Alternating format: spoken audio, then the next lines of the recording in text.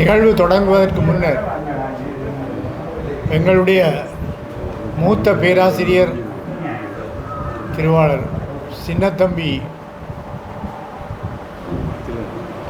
தில்லநாதன் அவர்களுக்கு அஞ்சலி செலுத்துவோமாக ஒரு நிமிட நேரம் நாங்கள் எழுந்திருந்து அவருக்கு அஞ்சலி செலுத்துவோம்.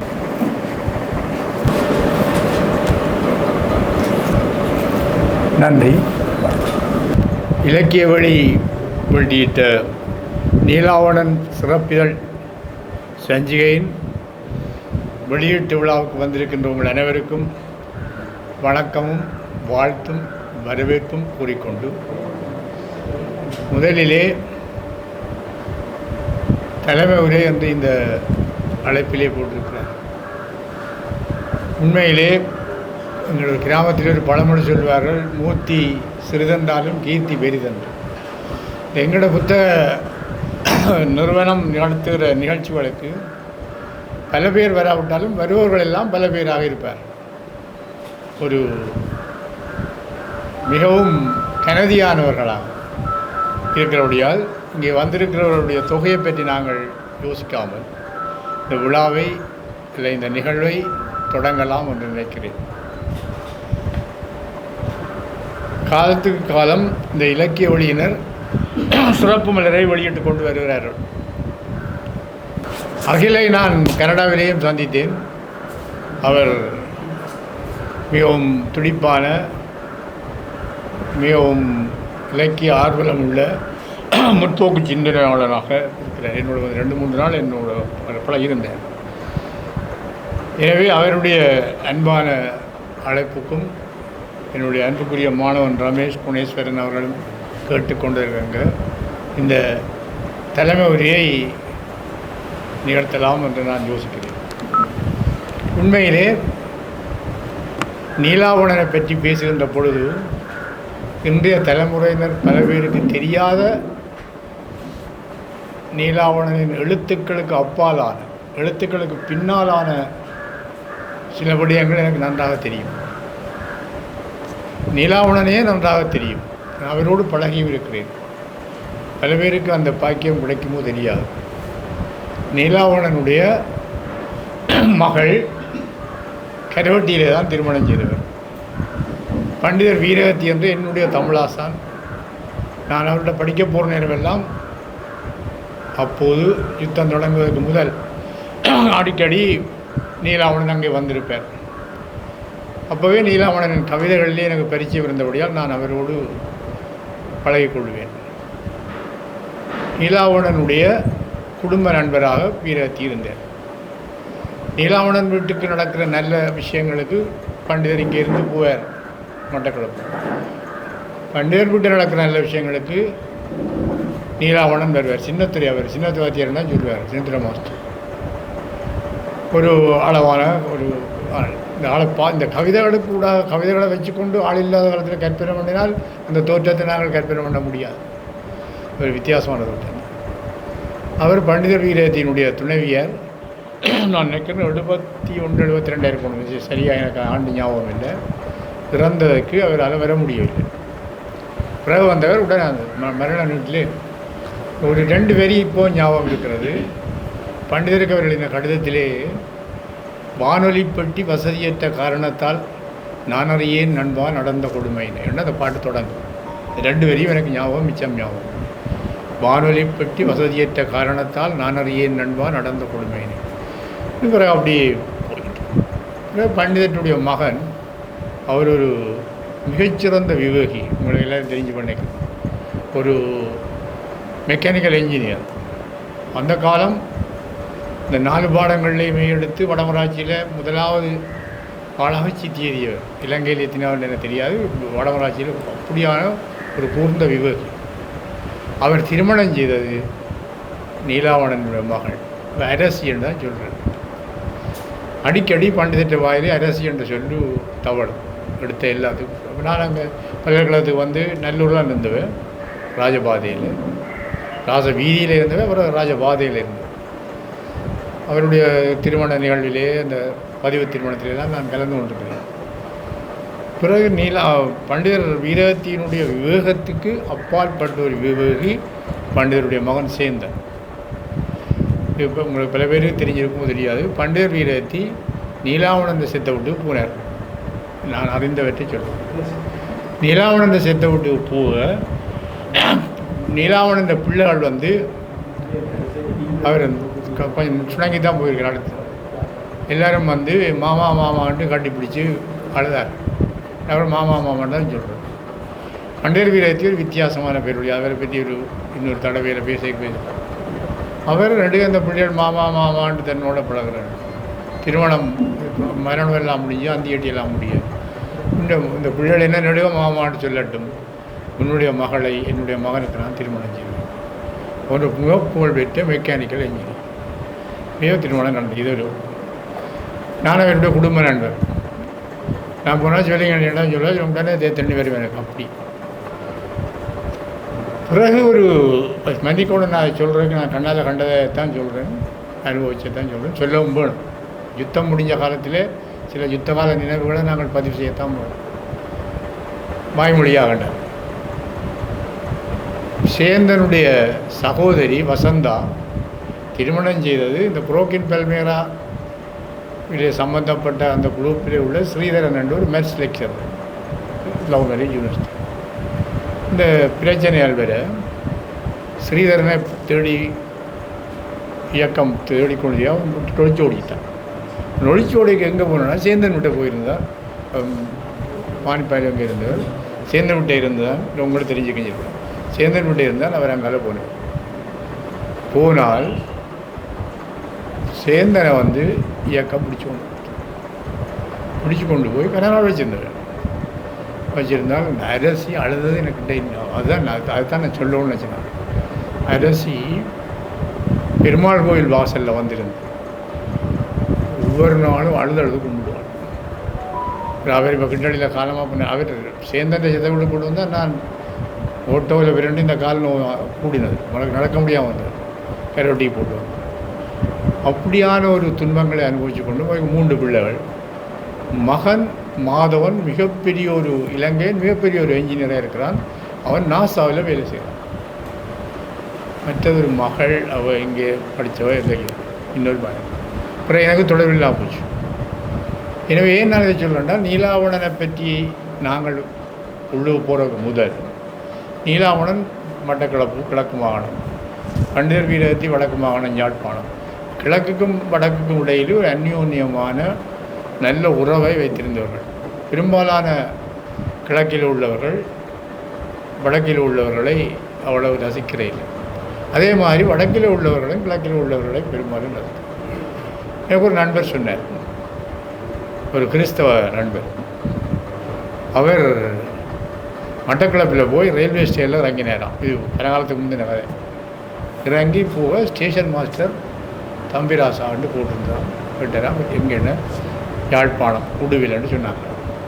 சரி, அப்படியே விட்டுட்டு கொண்ட கடிதங்களை எல்லாம் போஸ்ட் பண்ணி போஸ்ட் ஆஃபீஸு போகிறார். போஸ்ட் ஆஃபீஸில் இருந்த போஸ்ட் மாஸ்டர் அவரையும் யாழ்ப்பாணம் போய் இறங்கினவர் மட்டக்களப்பில் ஆள். ஆனால் அவரும் ஒரிஜினல் மட்டக்களப்பில், அவர்கிட்ட பேரன் பேத்தி யாழ்ப்பாணம் தான். பிறகு அப்படியே போய் எல்லா இடமும் போயிட்டு சேர்ச்சுக்கு போனாராம். சேர்ச்சில் இருக்கிற ஃபாதரும் யாழ்ப்பாணம். சொன்னாராம், மட்டக்களப்பு யாழ்ப்பாணம் தான் ஆள்றான் அப்படின்னு அவர் சொன்ன ஒரு வசனம். இதை சொல்லியும் 20 வருஷம் பெறும். மட்டக்களப்பு யாழ்ப்பாணம் அப்படியான ஒரு காலகட்ட சூழலே பண்டிதர் வீரத்தி சொல்கிறேன். இந்த விதமான உடன்படிக்கையும் இல்லாமல் சீதளம் யாழ்ப்பாணத்தில் தெரியும் தான், ஒரு மெக்கானிக்கல் இன்ஜினியர்ண்டா அவ்வளோ மதிப்பார். அந்த மகளை கட்டிவிட்டு அந்த பின்னணியை சொல்லிக்கொண்டு நான் நீலாவணனுக்குள்ளே வரேன். ஏன் நான் இதை சொல்லுகிறேன் என்றால், இது இந்த அறிஞர்கள், கலைஞர்கள், எழுத்தாளர்கள் கிடைக்கிற குடும்ப உறவு எவ்வாறு இருந்தது என்பதை அறிஞர். நீலாவணனை பற்றி எனக்கு நன்றாக ஆழத் தெரிந்த அளவு கவிதையிலும் அவருடைய சிறுகதைகள் நான் வாசிக்கல, உண்மையாகவே சொல்கிறேன். இதில் வந்த சிறுகதைகளை தான் நான் வாசித்தேன். நீலாவணன் இந்த கவிதையில் எனக்கு மிகப்பெரிய ஈடுபாடு. உண்மையிலே ஒரு முக்கியமான விஷயம் என்னென்றால், நீலாவணனை தெரிந்த அளவுக்கு எனக்கு அப்போ மகாகவி முருகையனை தெரியாது. பிறகு மகாகவி முருகையனை தெரிய வந்த அளவுக்கு நீலாவணனை தெரியாது. ஏனென்றால் நான் அப்போ வடமராட்சியில் ஒரு மிக பின்தங்கின கிராமத்தில் ஒரு சின்ன ஒரு குடும்பத்தோடு வாழ்ந்தேன்.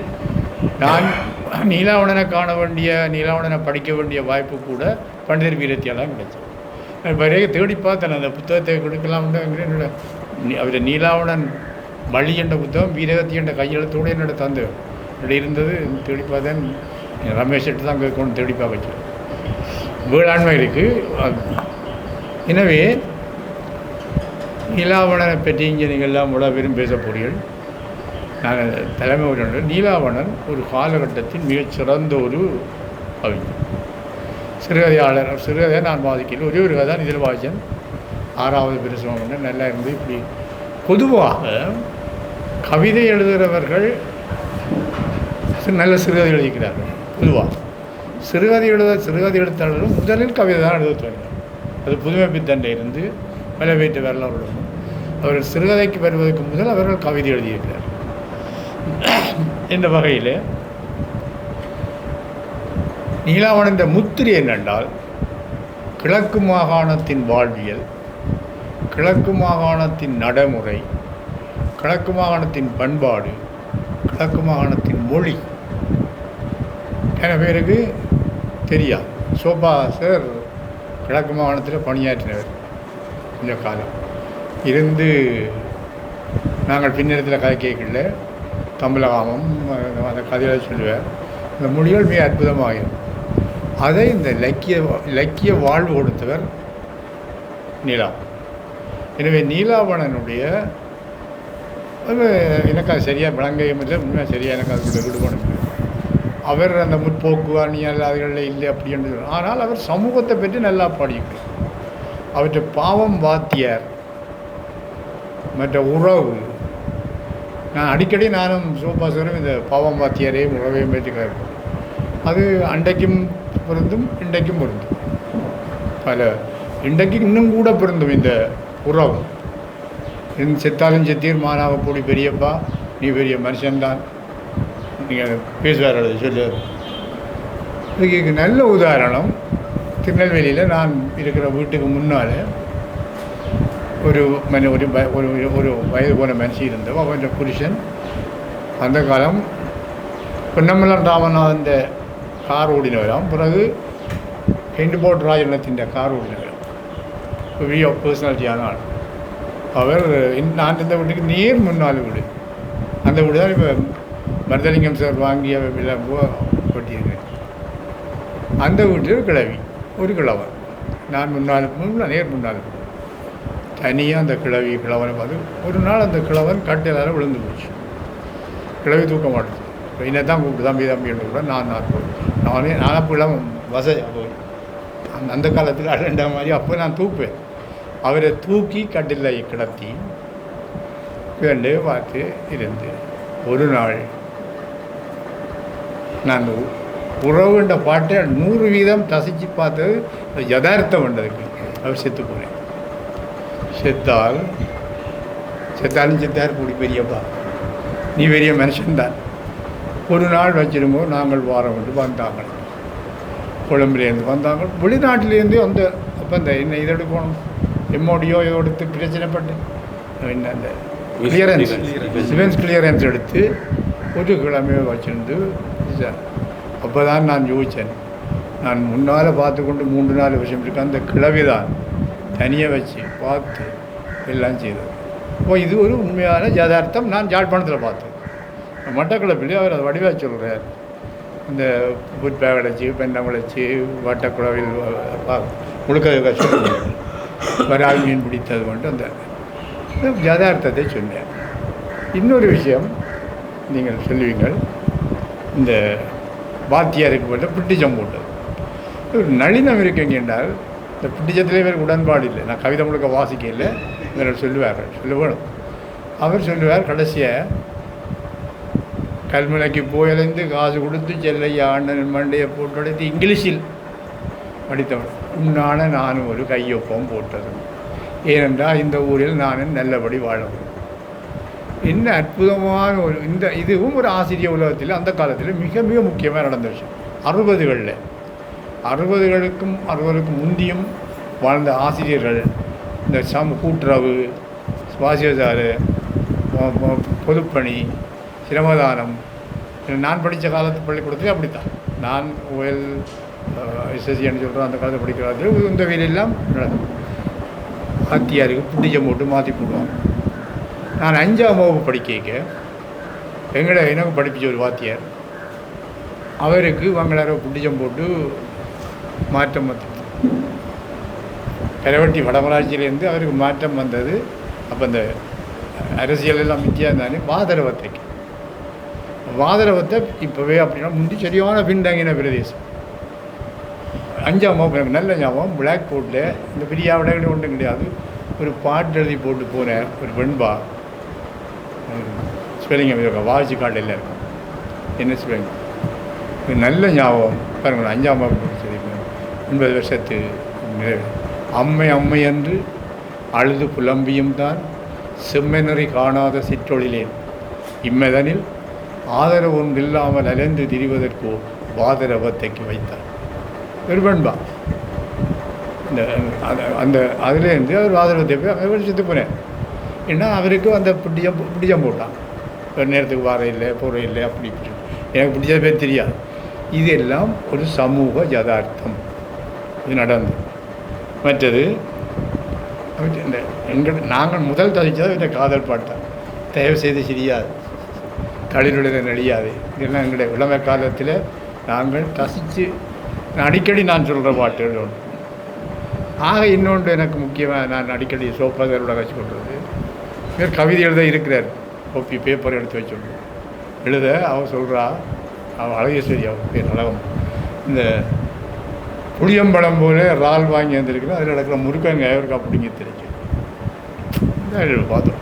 ஒரு சொல்லு வாசனை வருமா வந்து அகத்தின மரபு அது இது நாங்கள் உணர்தல் விரிதல் எல்லாம் படிக்கிற எங்களுக்கு அந்த அனுபவத்தில் மறுக்கலாம். இன்னும் இரவுகள் வராது. நான் போய் பிடிங்கித்தான் மனுஷன் கேட்குது, நான் மாட்டேன்ட்டு எழுதலாம்.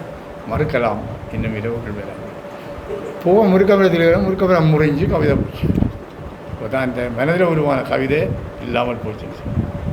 இன்னும் அவருடைய பல பாடல் எனக்கு ஏன்னா முழுக்க தொடர்ச்சியாக பாடம் இல்லாட்டாலும் இடைக்கிடைய வரிகளை நான் நினைவில் வச்சிருக்கிறேன். எல்லாரும் விரும்பி சொல்லுகிற பாட்டு, தோடம் வளச்சுவ போல் துங்கும் நிலவொளியில் ஆட வருவாய் என்ற அற்புதம் நான் காத்திருந்தேன் நடிச்சாமமா மட்டும் ஏன் காக்க வைத்தாயினை. ஒரு அழகான இதை முருகையனே நல்ல பாட்டுன்னு சொன்னது. தோடம் வளச்சு சோபாசர் நான் தோடம் வளச்சுவ போல் தொங்கும் நிலவொளியில் ஆட வருவாய் என்ற ஆற்றுப்புறம் ஆட வருவேன் என்ற ஆற்றுப்புறம் காத்திருந்தேன் ஏன் காக்க வைத்தா என்னை. நான் காத்திருந்தேன் நடிச்சாமமா மட்டும் ஏன் காக்க வைத்தா என்னை. இந்த யாப்புன்ற உள்ள வாசதி அந்த பிடிக்கச்சுவோம். இந்த வகையில் இவருடைய மட்டக்களப்பை பொறுத்தவரையில் மட்டக்களப்பில் ஒரு கவிதை ஓட்டம் என்னை பொறுத்தவரையில் கூட தான் என்று தான் நான் நினைக்கிறேன். இப்போ இல்லை, அப்போ இந்த காலத்து 60களில் நாட்டுப்பாடல்கள், நாட்டார் பாடல்கள். நான் முந்தைய இந்த நாட்டார் பாடல்களை நல்லா ரசிச்சு எல்லா நாட்டுப்பாடல் புத்தகங்களையும் காட்டுறதெல்லாம் அவள் வாங்குறான். அந்த நாட்டுப்பாடல்களில் நான் உண்மையாக அப்போ இருந்து நினச்சது இந்த பொம்புகளெல்லாம் இப்படி பாடியிருக்கணும் என்று யோசித்தேன். நான் முகமான ஒரு கட்டுரை எழுதினேன், இது பொம்புகள் பாடுவதாக ஆண்டிருப்பான். அதுதான் உண்மை. இந்த கருத்து இன்னும் ஜெயராஜனும் இது இந்த கருத்து பொம்புளியால் அப்படி சொல்கிற அளவுக்கு இல்லை, இது ஆம்பளியால் தான் அதை சொல்லியிருக்க வேண்டும். அப்படியான ஒரு நிலை என்னுடைய இதை நான் எடுத்துக்கொண்டு இந்த இதில் கணக்கை நான் கொண்டு வந்தனால் ஒரு விஷயத்தை சொல்லி போட்டு இந்த தலைமுறையை நான் நிறைவு செய்கிறேன். அவமாத்தியார் இல்லை எண்களிலே அழுகின்றாய் உண்டுனக்கு சம்பளமா ஏழை வீட்டில் தாண்டியும் பிறந்ததுவா கெட்டதும் தமிழா. அருமையான பெரிய அந்த ஓட்டம் கவிதையில் என்னை பொறுத்தவரையில் இது கருத்து வேறுபாடுகள் இருக்கலாம். என்னை பொறுத்தவரை இந்த கவிதை என்றது அந்த உள்ளத்துள்ளது கவிதை என்றது இந்த மனதில் நிற்கும். சில கவிதைகள் நிற்கிறே. சில கவிதைகள் நிற்கணும், இல்லாட்டி கவிதைகளின் அந்த பொருள் நிற்கணும், இல்லை கவிதைகள் ஒரு தொடர் 2 தொடர் ரெண்டாலும் நிற்கணும். இந்த என்னை பொறுத்தவரை அது எனக்கு ஒரு கொஞ்சம் பாராயம் அப்படி நிற்க வேண்டும் அந்த வகையில் நீலாவணன் ஒரு எங்களுடைய ஈழத்து தமிழ் கவிதை மரபில் ஒரு முக்கியமானவர். அவருடைய இந்த சிறப்பிதழை நாங்கள் இன்று அறிமுகஞ்சுகிறது. முதலாவதாக இந்த வெளியீட்டிரியை என் அன்புக்குரிய நண்பர் பேராசிரியர் கந்தையா ஸ்ரீகணேசன் அவர்கள் நிகழ்த்துவார்கள். அவரை அன்போடு அழைக்கிறேன்.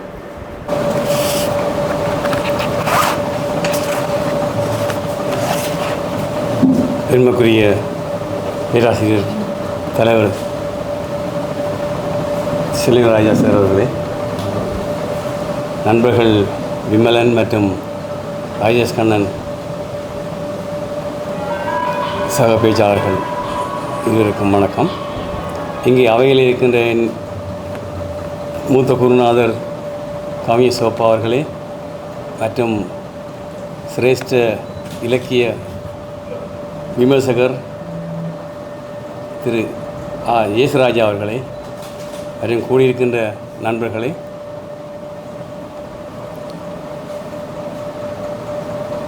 இன்றைய நிகழ்வு ஒரு சிறப்பான நிகழ்வாக இருக்கின்றது. திரு அகிலேஸ்வரன் அவர்களை இந்த இலக்கிய தொடங்குகிற காலகட்டங்களில் எனக்கு இந்த கொரோனா காலங்கள் 2020களில் அவர் இங்கே தொடர்புகளை ஏற்படுத்தியிருந்தார்.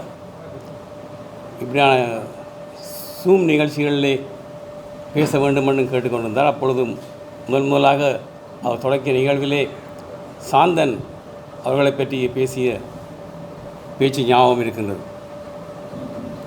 அவ்வப்போது தொடர்பிலே வருவார், நிகழ்ச்சிகளை ஒழுங்கு பண்ணுவார். தொடர்ந்து இங்கே ஒருமுறை வந்தும் சென்றிருந்தார்.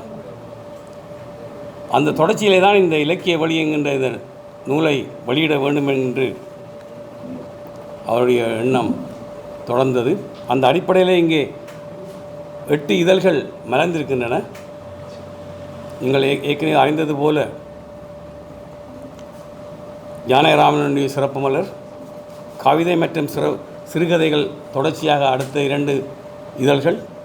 அந்த கவிதையிலே குறிப்பாக எங்களுடைய நியூமான் அவர்களுடைய விடயங்களும் சுகுமாரன் இந்திய கவிஞருடைய விஷயங்களும் அங்கே இணைக்கப்பட்டிருந்தன. சிறுகதையிலேயும் இலங்கையைச் சேர்ந்த சாந்தன் மற்றும் தமிழகத்து பெருமாள் முருகனை இணைத்திருந்தார்கள்.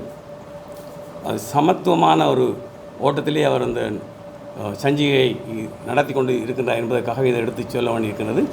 அடுத்து 4வது இதழ் திரு பஞ்சாங்கம் அவர்களுடைய விமர்சகர்களுடைய இதழாக மலர்ந்தது. அதனூடாகவே பஞ்சாங்கத்தை அறியக்கூடிய ஒரு வாய்ப்பு பின்னர் அவர் யாழ்ப்பாண பல்கலைக்கழகத்துக்கு வந்திருந்தார். தொடர்ச்சியாக அவருடைய பேச்சுக்களையும் கேட்பதற்கான ஒரு களத்தை ஏற்கனவே திறந்து விட்டிருந்தார். தொடர்ந்து 5வது இதழ் மொழிபெயர்ப்பு இதழாக மலர்ந்திருந்தது.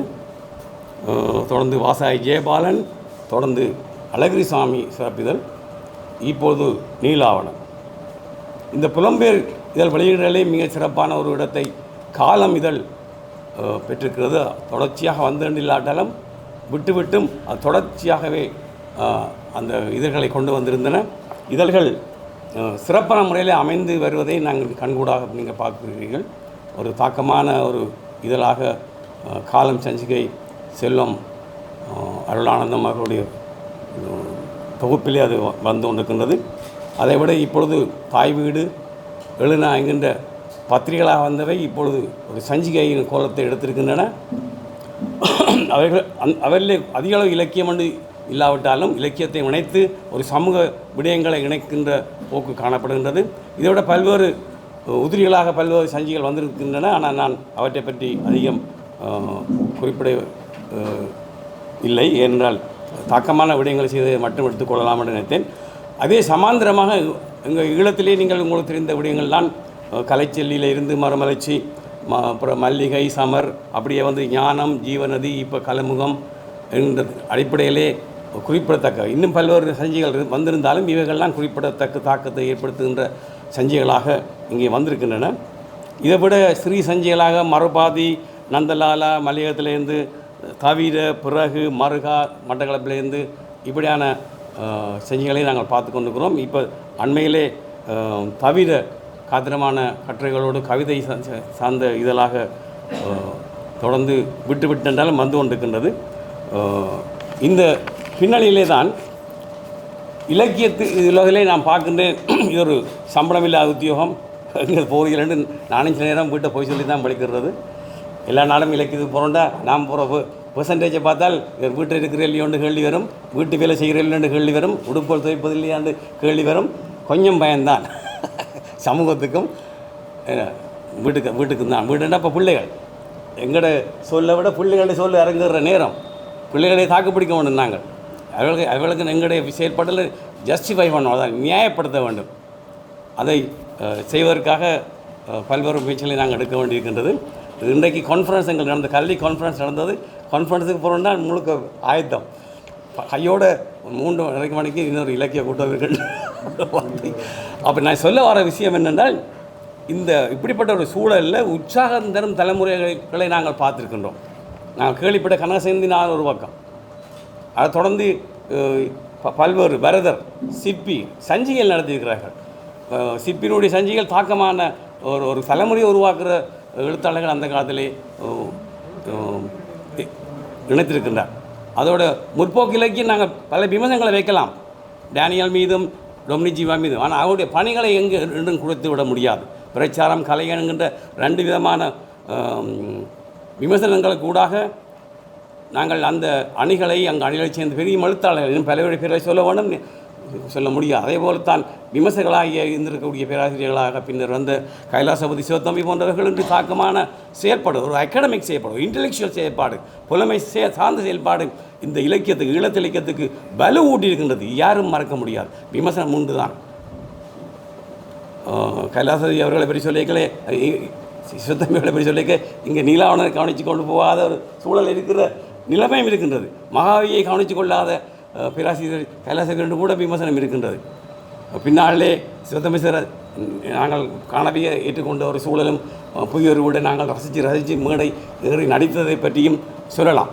அப்போது இந்த உற்சாகமான தலைமுறை தொடர்ந்து வந்து அந்த காலத்தில் சமாந்திரமாக இன்னும் பார்த்தால் நாங்கள் இலக்கியத்து வரைகள் இந்த எஸ்போ பற்றி கேள்விப்பட்டோம். அந்த எழுத்து தீ வி ரெண்டெல்லாம் அந்த மொழி நடை அதுக்காக வாசிக்கணும். தீம் கான்டென்ட் பெரிய பிரச்சனை இருக்கும், செக்ஸ் என்று சொல்லுவாங்க. அதுக்கப்பால் அவருடைய நோக்கு புலம், அவருடைய அந்த நடை மிக சடங்கு சடங்கு எல்லாருமே வாசிக்கக்கூடிய விஷயந்தான். சடங்கு அருமையான நாம். அதே போல் இன்னொரு தளத்திலே மூத்தா ஆத்மதத்த ஜாத்தவாதம் என்கின்ற இன்னொரு அதன் நாங்கள் மறக்க இயலாது. மார்க்சத்துக்கு சமாந்தரமாக தூக்கி வந்து போடுவார். அதை சுந்தரராசாமி அதை ஏற்றுக்கொண்டு ஆகி பண்ணி எஸ்டபிளிஷ் பண்ணுறதை நாங்கள் பார்க்கணும். அந்த இன்டெலெக்சுவல் டிஸ்கோஸை நாங்கள் ரசிக்கணும். முதல்ல விமர்சனம் எங்களுக்கு எழுது தேவையா இல்லையா என்றதை கதை அடுத்த கட்டம். அது இந்த தொடர்ச்சியில் மூப்பொன்னம்பலத்தின் ஆங்கில வாசிப்பும் நானே அவரோட சரணிகரோட மோதி இருக்கிறேன் விமர்சன ரீதியாக. ஆனால் அவருடைய ஆங்கில பிற்பமும் எழுத்தின் ஆழமும் நினச்சி பார்க்க முடியாது. மரணமடைந்த நிலையிலே அதை பற்றி நாங்கள் நினைக்க வேண்டியிருக்கிறது. இவைகள் எங்களுக்கு பெரும் வழிகாட்டிகளாக ஈழத்து இலக்கியத்தை ஒரு தூக்கி விட்டு தான் சென்றிருக்கிறார்கள் என்பதை மறக்க முடியாது. பின்னர் வந்த சங்கி ஆழியான், செம்பியஞ்சொல்லன் அந்த தலைமுறை, பல்கலைக்கழகத்துக்களால் வந்த தலைமுறை பல விமர்சனங்கள் சொல்லுவார்கள். அவருடைய நாவலை இல்லை என்று சமாளத்தை யாரும் சொல்லலாம். ஆனால் அந்த வீச்சை நாங்கள் மறக்க முடியாது. அந்த எழுத்துக்கள் இளந்தலைமுறைகளை உற்சாகப்படுத்தி இருக்கின்றது. அது நாவல் எவ்வளோ கிரேட் என்று கொடுக்குறத நாங்கள் பிறகு பார்ப்போம். ஆனால் எழுத்து உலகத்தை அவர்கள் தங்கள் கைகளில் பிடித்து வந்திருக்கார். இது மட்டும் இல்லாமல் இவர்களுடைய சமூக இலக்கிய இயக்கங்கள், யாழ் இலக்கிய வட்டம், தேசிய கலை இலக்கிய பேரவை, தேசிய இலங்கை தேசிய பேரவை, இவை போட்டு வைக்கிறது, புத்தகங்களுக்கு பரிசு கொடுக்கிறது இப்போ யார் செய்கிறாங்க? அப்போ அதுகளை நான் மறக்க முடியாது. அதே போல் அலை இயேசுராஜா அவர்களும் அதே தாக்கத்திலேயே சிறிய அளவில் என்றாலும் தாக்கமான பணியை செய்தது என்று நாங்கள் மறக்க முடியும். நாங்கள் தேடி குருநகருக்கு செல்வோம். அந்த உச்சி வெயிலில் போய் அவர்கிட்ட இருந்து தேத்தனை குடிச்சு கொண்டு அவர்கிட்ட கதை கேட்போம். அலை சஞ்சிகையில் போடுற கதைகள், விமர்சனங்கள் சில நேரம் ஏஜே கனடாவுடைய கட்டுரை விளங்காமல் இருக்கும். நான் ஆங்கிலம் படித்திருந்தாலும் கூட அந்த மார்க்சிசம் கொஞ்சம் பெரிய பிரச்சனையாக இருந்திருக்கு. மார்க்சிச கலை இலக்கியங்கள் அந்த புத்தகமாக கூட போட்டிருந்தாங்க அந்த நேரத்தில். அப்போ இந்த வேகமான இந்த செயற்பாடுகள் ஈழத்து இலக்கியத்துக்கும் எங்களை போன்ற பின்னால் வந்த வாசகர்களுக்கும் செயற்பாட்டாளர்களுக்கும் சொல்லலாம் மனுமண்டார். தொடர்ந்து சம்பந்தத்தில் இளங்கியகோன், சம்பந்தர், வானான ராசரத்னம், பித்தன், ஆசை முருகானந்தன், இதோடு சேர்ந்து ரசிகமணி, கனகசேந்திநாதன், கவிதைகளை மகாய் முருகன், பின்னால் இணைத்துக் கொள்ளப்பட்ட நீலாவணன் அதை காணவிருக்கு இங்கே கட்டுரைகள் எழுதியிருக்கிறார்கள். பின்னால் தான் நீலாவணன் மூன்றாம் ஆளாக மும்மூர்த்திகளாக ஒரு நூமான் போன்றவர் எழுதினதால் வந்து சேர்றார். அது மட்டும் அவர் அங்கீகரிக்கவில்லை என்றது ஒரு முக்கிய விஷயம் இருக்கின்றது. இதே மாதிரி நாடக உலகத்தில் கலையரசில் இருந்து நாங்கள் கணதிப்பிள்ளையை பேராசிரியர் கணதிப்பிள்ளை சித்தியானந்தன் போன்றவர்களை பார்க்கலாம். இங்கே இலக்கிய நாடகங்களை செய்த சொக்கன், தேவன், கரைவேறு, கிளார், ஏற்றி பொன்னுத்துறை இன்னும் பலரை பார்க்கலாம். அதே போல் குழந்தைமா சண்முகலிங்கம், மௌனகுரு, பாலேந்திரன் நவீன நாடகக்காரர்கள் படத்திலேருந்து நவீனத்துக்கு வருகிறார்கள். இதே மாதிரி சிறுகதை நாங்கள் ஏற்கனவே சொன்ன இலங்கை கோன் சம்பந்தன மாதிரி நவீன காலத்தில் சண்டை காலத்தில் உமாவரராஜன், ரஞ்சகுமார், குளரவதிகம் நச்சு பார்க்க முடியாத ஒரு சிறுகதையாக ஒரு அடையாளமாக நாங்கள் சொல்லலாம். இதே மாதிரி பெண்கள் எழுத்தாளர் குரமகள், குந்தவை, அடுத்த தலைமுறையிலே கோகிலா, சந்திரா, தனபாலசிங்கம், தாட்சாயணி சமகாலத்தில் இன்னும் பலரை சொல்லலாம். இதே மாதிரி சமகாலத்தில் கவிதைகளில் நாங்கள் சேரனில் இருந்து தொடங்கி ஏபாலில் இருந்து கருணாகரன், இப்போ சமகாலத்து தானா, விஷ்ணு, ஜாதன், யோகி போன்றவர்களை வரலாம். விமர்சகர்களாக ஏற்கனவே நாங்கள் பார்த்த பெரியவர்களில் இருந்து சமகாலத்தில் இப்போ இயங்கி கொண்டிருக்கக்கூடியவர்கள் குணேஸ்வரன், ராஜேஷ் கண்ணா, செல்வ மனோகரன், அஜந்தகுமார், ரமேஷ் என்னும் பலரை சொல்லிக்கொண்டு போகலாம். ஏற்கனவே நாங்கள் பார்த்த அந்த தலைமுறைக்கு அடுத்த தலைமுறையில் இயங்குகிற இந்த பெரியவர்கள், இந்த இளம் இளைஞர்கள் இன்றைக்கு இலக்கிய வழியையும் தாங்கி கொண்டிருக்கிறார்கள் என்றதுக்காகத்தான் இவ்வளவு கூடமாக இந்த விடயங்களை தூக்கி பிடித்தேன். இன்றைக்கு இளத்திலக்கியத்தில் மிக முக்கியமான ஒரு சிறுகுழுவாக இருந்தாலும் இயக்கி கொண்டிருக்கிற இந்த இலக்கிய வழியின் பின்னணியில் இருக்கக்கூடியவர்கள். அது ஒரு இழத்து தலைமகன் அங்கே நின்று இயக்கி வைக்கின்றார். சமகால தமிழ்நாட்டு எழுத்தாளர்களை இணைத்து கொண்டு அணைச்சி கொண்டு அவர்களை பிரித்து காட்டாமல் அப்படி நாங்கள் குறும்பாக என்று சொல்லாமல் அவர்களை இணைத்து அவர்களை இவங்களை அங்கீகரிக்க வைத்து கொண்டு செய்கின்ற இந்த பணிகளே இன்றைக்கு அகில் சாம்பசிவம் செய்த இந்த முயற்சி நீலாவணனுடைய சிறப்பிதழ். அதோடு சேர்ந்து நீலாவணன் மட்டுமில்லை, இங்கே சிறுகதை வரலாற்று எழுதியல் என்ற ஒரு கட்டுரை இணைக்கப்பட்டுகின்றது. நூற்றாண்டு கண்ட பெண் இலக்கிய ஆளுமைகள் என்ற கட்டுரை இணைக்கப்பட்டுகின்றது. பேராசிரியர் வெங்கட சுப்பராய நாயகருடைய பேட்டி இங்கே இணைக்கப்பட்டுகின்றது. இப்படியாக இந்த சிறப்பிதழில் இன்னும் பல அம்சங்களை இணைத்திருக்கிறார் என்பதற்காக அவற்றை நான் குறிப்பிட வேண்டி இருக்கின்றது. அத்தோடு ஒரு நீலாவணனுடைய ஒரு முழு பார்வையை வாசகர்களை கொடுப்பதன் மூலமாக அவருடைய கதைகள், அவருடைய உருவ கதைகள், அவருடைய இயற்கை சிறுகதைகளுடைய இயற்கை படிமங்கள்,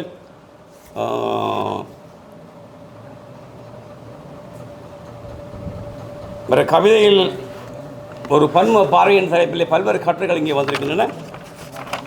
அவற்றை சொல்வதோடு இங்கே நீலாவணனுடைய கவிதைகள் தொகுப்பாக வழி ஒத்திகை பற்றிய இங்கே விமர்சனங்கள் இங்கே இணைக்கப்பட்டிருக்கின்றன. அவருடைய காவியங்கள், அவருடைய வேளாண்மை, பட்டமரம், வடமீன், இந்த கதைகள் எல்லாம் பயங்கரமாக இருக்குது. வடமீனுடைய கதைகள், பட்டமரத்தினுடைய கதைகள் எல்லாம் காதல் கதைகள்.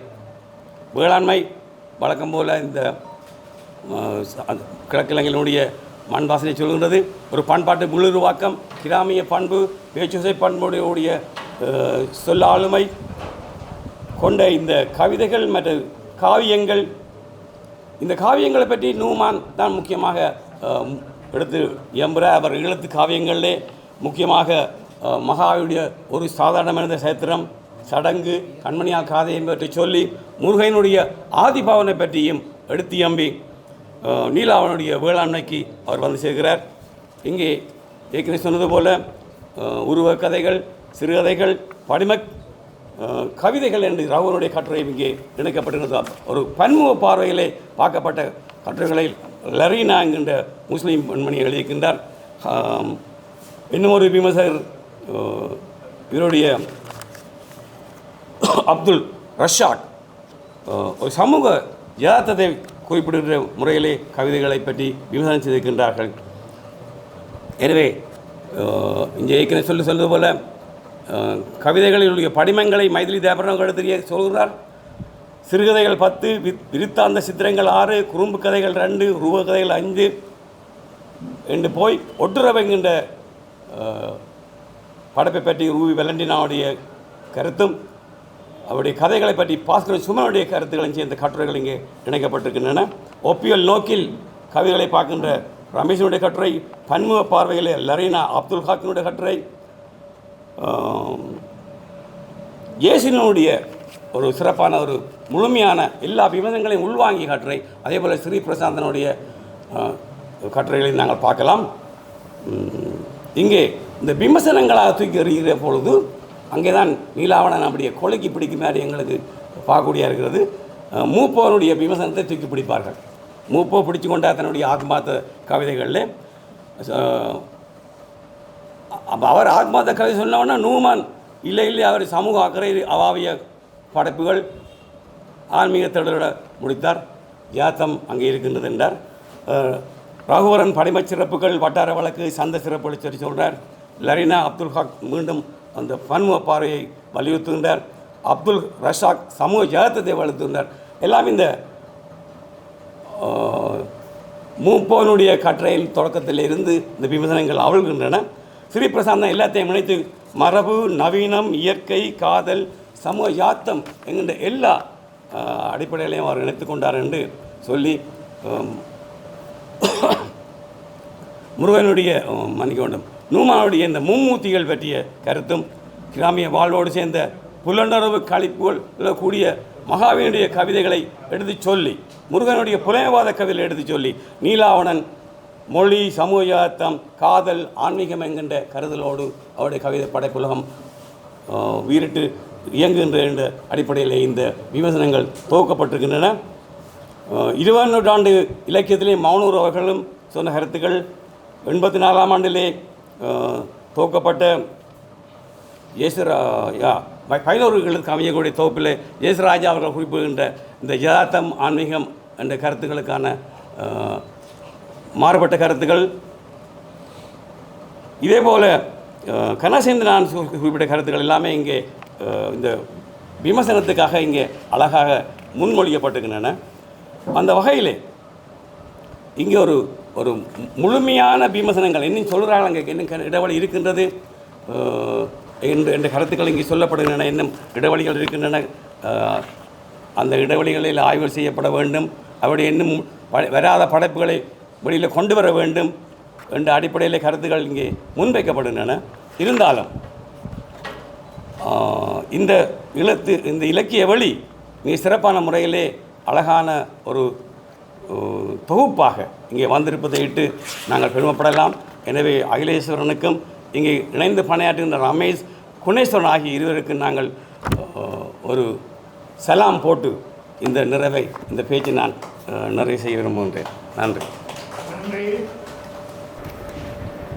பேராசிரியர் ஸ்ரீகணேசன் அவர்கள் எல்லாவற்றையும் தொட்டு திரட்டி குழைத்து தன்னுடைய வெளியீட்டிலே நிகழ்த்தினர்.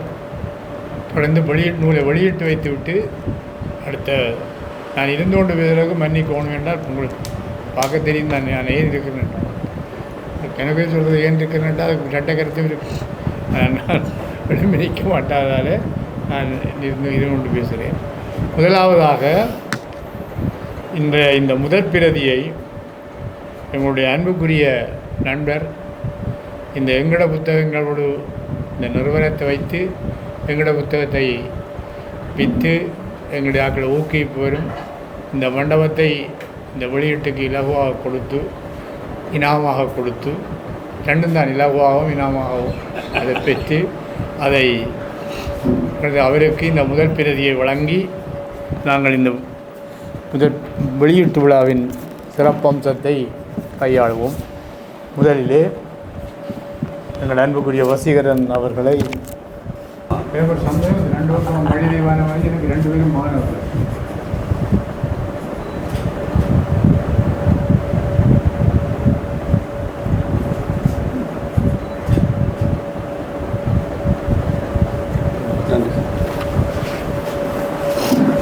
பிரதி ஒன்று 600 ரூபாய்க்கு அறிவித்திருக்கிறார்கள். விருப்பமானவர்கள் பிரியமானவர்கள் வாங்கி செல்லலாம். அடுத்த நிகழ்வாக எங்களுடைய இந்த சிறப்புதல் பற்றிய உரையை நிகழ்த்துவது இன்று எல்லோராலும் போற்றப்படுகின்ற ஒரு இலக்கிய ஆர்வலரும் விமர்சகரும் சிறந்த பேச்சாளருமாகிய சிரேஷ்ட விரிவுரையாளர் திரு ராஜேஷ் கண்ணன் அவர்கள்.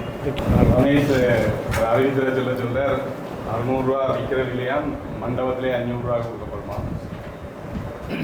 அது சொல்லலைக்கா.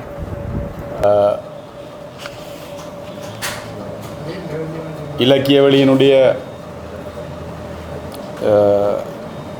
நீலாவணன் சிறப்பிதழ் வெளியீட்டு நிகழ்வுக்கு தலைமை தாங்குகின்ற எங்களுடைய பேராசிரியர் சிவலிங்கராஜாசிரியர் அவர்களே, வெளியீட்டுரை ஆற்றி அமர்ந்திருக்கின்ற பேராசிரியர் கந்தையா ஸ்ரீ கணேசன் அவர்களே, என்னோடு இங்கே இந்த சிறப்பிதழ் பற்றி உரையாற்ற வந்திருக்கின்ற நண்பர் விமலன் அவர்களே, சபையிலே கூடியிருக்கிற பெரியோர்களே, நண்பர்களே, அனைவருக்கும் என்னுடைய நேர வணக்கத்தை தெரிவித்துக் கொண்டு, உண்மையிலே ஒரு பேராசிரியர் கந்தையா ஸ்ரீ கணேசன் அவர்கள் தன்னுடைய வெளியீட்டுரையை நிகழ்த்துகின்ற வேளையில் அகில் சாம்பசிவம் அவர்களுடைய முயற்சியை பற்றியும் அவர் வெளியிட்ட சிறப்பிதழ்கள் குறித்தும் மிக விலாவாரியாக பேசியிருந்தார். நான் நேரடியாக இந்த சிறப்பிதழ் குறித்து, நீலாவணன் சிறப்பிதழ் குறித்து பேச முற்படுகின்றேன். நீலாவணன் அவர் சிறப்பிதழை, அகில் சாம்பசிவம் சிறப்பிதழை அல்லது இலக்கிய வழியில் சிறப்பிதழை வெளியிடுகின்ற வேளையில் மிகுந்த பிரியத்தனம் எடுத்து பல்வேறு துறை சார்ந்தவர்களை அணுகி அவர்களுடைய கட்டுரைகள் படைப்பாக்கங்களோட தொடர்ச்சியாக இந்த சிறப்பிதழை வெளியிட்டு வராருன்றது எங்களுக்கு நல்லா தெரியும். தொடர்ச்சியாக இலக்கிய வழியை வாசிக்கக்குள்ளே அந்த விஷயம் எங்களுக்கு விளங்கி கொள்ளக்கூடியதாக இருக்குது. இந்த இதழை பொறுத்தவரையில் இந்த இதழில் நீலாவணன் அவர்களுடைய பல்வேறு படைப்பாளுமைகளை வெளிப்படுத்துகின்ற கட்டுரைகள் இதில் பல பேரால் எழுதப்பட்டிருக்கு. Abdul Razak, Raguparan, Sivagurunathan Kesavan, Baskaran Suman, Mythili Dayanidhi, Ruby Valentina, Francis, Ramesh, Sankiruthiyan, Jeyaseelan, Prasanthan, இப்படி பல பேர் இந்த கட்டுரைகளை எல்லாம் முக்கியமான ஆட்கள் உங்களுக்கு தெரியும். இந்த பேர்களை வாசிக்கக்குள்ளேயே தெரியும். தொடர்ச்சியாக பல்வேறுபட்ட இலக்கிய ஆய்வுகளை செய்கிற ஆட்கள், துறை சார்ந்தவர்கள் இந்த கட்டுரைகளை எழுதியிருக்கார். உண்மையில் இங்கே சார் பேசுகிற வேளையில் கந்தையா ஸ்ரீ கணேசன் சார், பேராசிரியர் கந்தையா ஸ்ரீ கணேசன் சார் அவர்கள் பேசுகிற வேளையில் என்னுடைய மனதில் ஒரு விஷயம் ஒன்று ஓடிக்கொண்டிருக்கேன்னு சொன்னால், இந்த ஒருவருடைய படைப்பாக்கம் அல்லது ஒரு ஆளினுடைய இலக்கிய ஆளுமையை அல்லது ஒரு சிற்றிதழினுடைய இலக்கிய பெருமானத்தை நாங்கள் சொல்ல வழிக்கிடைக்குள்ள நான் கூர்ந்து கவனித்து கொண்டிருந்தேன். நான் சரி சொல்கிற விஷயங்களை பார்த்து கொண்டு போய்க்குள்ள இந்த இந்த இதழுக்கு தேவை, இந்த சிறப்பிதழை பற்றி பேசுகிறதுக்கு தேவை என்றதாலே அங்கே இருந்து தொடங்குறேன். நான் சொன்னால் ஏதாவது விடுபடல்கள் நடந்துடுமோ, முக்கியமான விஷயங்களை சொல்லாமல் தவிர்த்து விட்டுருவோமோ என்றொரு பயம் உண்டு. பட்டியல் படுத்திக்குள்ளே அதை ஒழுங்குபடுத்தி சொல்லிக்குள்ளே அப்படி ஒரு விஷயம் உண்டு, அதுக்குள்ளே இருக்குது. அப்போ அந்த விஷயங்கள் பிறகு என்ன செய்யும்னு சொன்னால் எங்களுக்கு பாரதூரமான எதிர்வினைகளை கொண்டு வர சம்பவங்களும் நடந்திருக்கு. அப்படியான விஷயங்கள் நடந்திருக்கு. நான் சார் சொல்லிக்குள்ளே வழியாக கவனித்து கொண்டு வந்தேன். இந்த விடுபடல்கள் இப்படியாக நடந்தால், குறிப்பிட சம்மந்தப்பட்டவர்கள் இதுக்குள்ளேயே இருந்துட்டால் சில வழி எதிர்வினை உடனே வந்து சேர்ந்துடும். இன்னொன்று சில வேளை ஒரு சஞ்சியில் இந்த விஷயத்தை கட்டுரையாளுதுன்னா அப்புறம் அதுக்கு எதிர்வினை எழுத்து வடிவத்தில் வேறு இப்படியான விஷயங்கள் நடக்கும். ஏன் நான் இதை சொல்கிறேன், இப்போ சார் சொன்னதுக்காக சொல்லலை, நான் வேறு ஒரு தேவைக்காண்டி சொல்கிறேன்னு சொன்னால், நான் 2 கட்டுரைகளை இதில் மிக விசேஷமாக நான் வாசித்த கட்டுரைகள் 2 இருக்குது. அந்த கட்டுரைகள் ஜெயசீலன் எழுதின நீலாவணன் கவிதைகள் பற்றிய ஆய்வுகள், நீலாவணன் கவிதைகள் பற்றி ஆய்வுகள் என்ற கட்டுரை முதலாவது கட்டுரையாக இருக்குது. அதே மாதிரி தமிழ் சிறுகதை வரலாற்று எழுதியல் பிரச்சனை பாடுகள் என்று சு வேணுகோபால் எழுதின கட்டுரை. இந்த 2 கட்டுரையும் நான் முக்கியமாக வாசித்தேன். என்னென்னு சொன்னால், நானும் விமலனும் ஒரு ஒப்பந்தம் செய்து வச்சுருக்கோம். இப்படி இந்த இந்த இதழை பற்றி பேசுகிறதுன்றது ஏற்கனவே நாங்கள் கதைச்சி வச்சுக்கிட்டோம். அப்போ இதுக்கு முந்தி இந்த என்னுடைய பேசுகிற இடத்துக்கு வேறு ஒரு ஆள் பேச இருந்தவர்னு நினைக்கிறேன். நான் அதை அறிஞர் ஒரு ஆள் பேச இருந்தவர்னு சொல்லி அவருக்கு நேரங்கள் பிரச்சனை. அப்போ நான் என்ன பேச கேட்ட வேளையில் ஏற்கனவே விமலனும் அவரும் சில விஷயங்களை பகிர்ந்து பேசுகிறதுக்கு தயார்படுத்தினது எனக்கு தெரியாது. நான் முழுவதும் என்னுடைய பாட்டுக்கு வாய்ச்சி கொண்டு கேட்கல இடையில் நாங்கள் சந்தித்த வேளையில் குந்தவேந்த வெளியீட்டு நேரத்தில் சந்தித்த வேளையில் நாங்கள் எங்களுக்குள்ள ஒரு விஷயத்தை பிரித்து கொண்டோம், இப்படி பேசுவோம்னு சொல்லி அவர் என்ன சொன்னார், முன்னம் பேச இருந்தவர் இன்ன பகுதிகளை பேச இருந்தார், இப்போ நீங்கள் அதுக்கு அமைவாக பேசுங்கன்னு சொல்லி. அப்புறம் இன்றைக்கு மத்தியானம் கூட நான் விமலனுக்கிட்ட சில விஷயத்தை நான் அழுத்தி பேசுவேன், அந்த விஷயங்கள் அப்புறம் கூறினது கூறலாக திருப்பி ஒரே விஷயத்தை பேசாமல் நாங்கள் தவிர்த்து கொள்வோம்னு சொல்லி நான் மத்தியானம் கதைச்சிருந்தேன். அப்போ அந்த அடிப்படையில் பார்த்தால் இப்போ இந்த 2 கட்டுரையும் முக்கியமான கட்டுரையாக தெரியுது. ஏனென்றால் இந்த இலக்கிய வரலாற்று எழுதியல் என்று சொல்லி சொல்கிற அந்த விஷயம் ஒரு மிக முக்கியமான ஒரு பிரச்சனையாக நீண்ட காலமாக எங்கள் மத்தியில் இருக்குது. இதில் சு வேணுகோபால் என்ன செய்கிறாருன்னு சொன்னால், சிறுகதை இலக்கிய வரலாற்று எழுதுவதில் அந்த எழுதியலில் வார பிரச்சனைப்பாடுகள் என்று சொல்ல பயன்படுத்துகிறார். பிரச்சனைப்பாடுகளை பற்றி கதைக்கிறார். இடர்பாடுகள் என்று நாங்கள் சொல்கிறாங்க, இவர் பிரச்சனைப்பாடுகள் என்று சொல்லி அந்த விஷயத்தை பற்றி எழுதுகிறார். எழுதி சிறுகதை வரலாற்று எழுதுறதுல உள்ள பல்வேறுபட்ட பிரச்சனைகளை எனக்கு அவரில் ஒரு பெரிய விமர்சனம் இருக்குன்னு சொன்னால், சிறுகதை என்பது ஏதோ தமிழ்நாட்டு புலத்துக்குரிய ஒரு விஷயம் என்றது மாதிரி அவர் அந்த கட்டுரை எழுதியிருக்கார். அதை அகில் பிரசுரிச்சிருக்கிறார். அகில் முதல் அவர்கிட்ட கேட்டிருக்கணும், சிறுகதை வேறு இடத்தையும் இல்லையா, ஈழத்தில் இல்லையா, மலேசியாவில் இல்லையா, சிங்கப்பூரில் இல்லையா என்று சொல்லி ஒரு கேள்வி ஒன்று அவர் கேட்டிருக்க வேணும் அகில் என்று நான் நினைக்கிறேன். அது பெரிய விமர்சனமாக சொல்லலை. நான் சில வேளை அவர் அதை மட்டுப்படுத்தி அந்த தமிழ்நாட்டுக்குரிய சூழலில் தான் அறிஞ்ச சூழலில் விரிவாக சொல்லி இருக்கலாம். ஆனால் அந்த அந்த மட்டுப்பாடுகள் அந்த அந்த அந்த பிரச்சனைப்பாடுகளை பற்றி அவர் கதைக்கிறது தமிழ்நாட்டில் வந்த சிறுகதை வெளியிடப்பட்ட சிறுகதைகளை ஆரம்பத்திலேருந்து பிற்பட்ட காலம் வரைக்கும், அண்மை காலம் வரைக்கும் ஜெயமோகனுக்கு பிற்பட்ட காலம் வரைக்கும் அவர் கொண்டு வந்த அந்த சிறுகதை வரலாற்று எழுதியலில் உள்ள பிரச்சனைப்பாடுகளை பற்றி கதைக்கிறேன். அப்போ இது ஒரு விஷயம். இதை பற்றி கொஞ்சம் இன்னும் கூட சொல்லலாம், நான் பின்னுக்கு வேறு சந்தர்ப்பத்தில் இதை நான் சொல்கிறேன். ரெண்டாவது ஜேசிலண்ட கட்டுரை. ஜேசிலண்ட கட்டுரை இந்த நீலாவணன் கவிதைகள் பற்றிய ஆய்வுகள். அப்போ இங்கே நடந்த ஆய்வுகளில் உள்ள நீலாவணனுடைய கவிதைகள் பற்றிய ஆய்வுகளில் இங்கே நடந்த பிரச்சனைகளை பற்றி நான் இதுவரைக்கும் அப்படி ஒரு கட்டுரையை வாசிக்கல. அவ்வளவுக்கு விவரமாக பல விஷயங்களை ஒப்பீட்டு முறையிலையும் ஒப்பியல் முறையிலையும் முன்னுக்கு வந்த ஆய்வு என்ன விஷயங்களை முதன்மைப்படுத்திச்சுது, அதில் இல்லாத விஷயங்கள் என்ன, பின்னுக்கு வந்து அந்த ஆய்வுகள் அதை மேவி எப்படி சென்றது, புதிய கருத்துக்கள் எப்படி சொல்லப்பட்டது, ஆய்வு செய்தவர்களுடைய வேறுபாடுகளை அடிப்படையாக வச்சு கொண்டு அவைக்குள்ளே வந்த முரண் நிலைமைகள் எப்படி இருந்ததுன்னு சொல்லி பல விஷயங்களை பற்றி. இது கவிதைகளை பற்றியதல்ல, கவிதைகள் பற்றிய ஆய்வுகளின் எழுதியல் எப்படி இருந்தது என்று தான் நான் அதை விளங்கி கொண்டேன். நான் முதல்ல வேணுகோபாலுடைய வாசிக்கைக்குள்ள அந்த கவிதை ஆய்வு எழுதியல் நீலாவணனை முன்வச்சு எழுதுகின்ற அந்த எழுதியல் எப்படி எங்களுடைய ஈழத்து சூழ்நிலையில் இருந்தால் என்று அவர் பேசுகிறார் என்று நான் அந்த கட்டுரையை விளங்கி கொண்டேன். இந்த 2 கட்டுரையும் படித்து முடிய மற்ற கட்டுரைகளுக்குள்ளே உள்ளுக்கு போய் நீலாவணனை பற்றி பலரும் எழுதிய பல்வேறு விதமான இயற்கை படிமங்களை பற்றி, சமூக யதார்த்தத்தை பற்றி, நீலாவணனுடைய கவிதையின் அழகியலை பற்றி, இப்படி பல்வேறு பேர் எழுதின அந்த கட்டுரைகளின் அந்த தொகுப்பு எடுத்து பார்க்கக்குள்ள அவ்வளவு ஆய்வுகளும் திருப்பி இப்படி ஒரு வரலாற்று எழுதியல் பற்றிய விஷயத்தை எப்படி சொல்லுதென்று விளங்கி கொள்ளக்கூடியதாக இருக்குது. அப்போ இந்த இதழினுடைய அந்த முழு ஓட்டமும் எங்களுடைய படைப்பு, இப்போ எங்களுடைய இலக்கிய செல்நெறியில் இந்த இந்த வரலாற்று எழுதியலோட சம்மந்தப்பட்ட விஷயமாக தான் விளங்கி கொண்டேன். இப்போ இது எனக்கு ஒரு ஒரு சிந்திக்கிறதுக்குரிய ஒரு பொறியை கொடுத்தது அப்படின்னு சொல்லி சொன்னால், இதுக்கு முந்தையும் சிறப்பிதழ் வெளியிடப்பட்டது. அந்த இடத்துல இந்த சிந்தனை வரையில்லை. நான் அதை படிச்சிருக்கேன், அந்த சிறப்பிதழை படிச்சிருக்கிறேன். இங்கே வருது என்னென்னு சொன்னால், சில முக்கியமான பிரச்சனைகள் எழுப்பப்பட்டிருக்கு.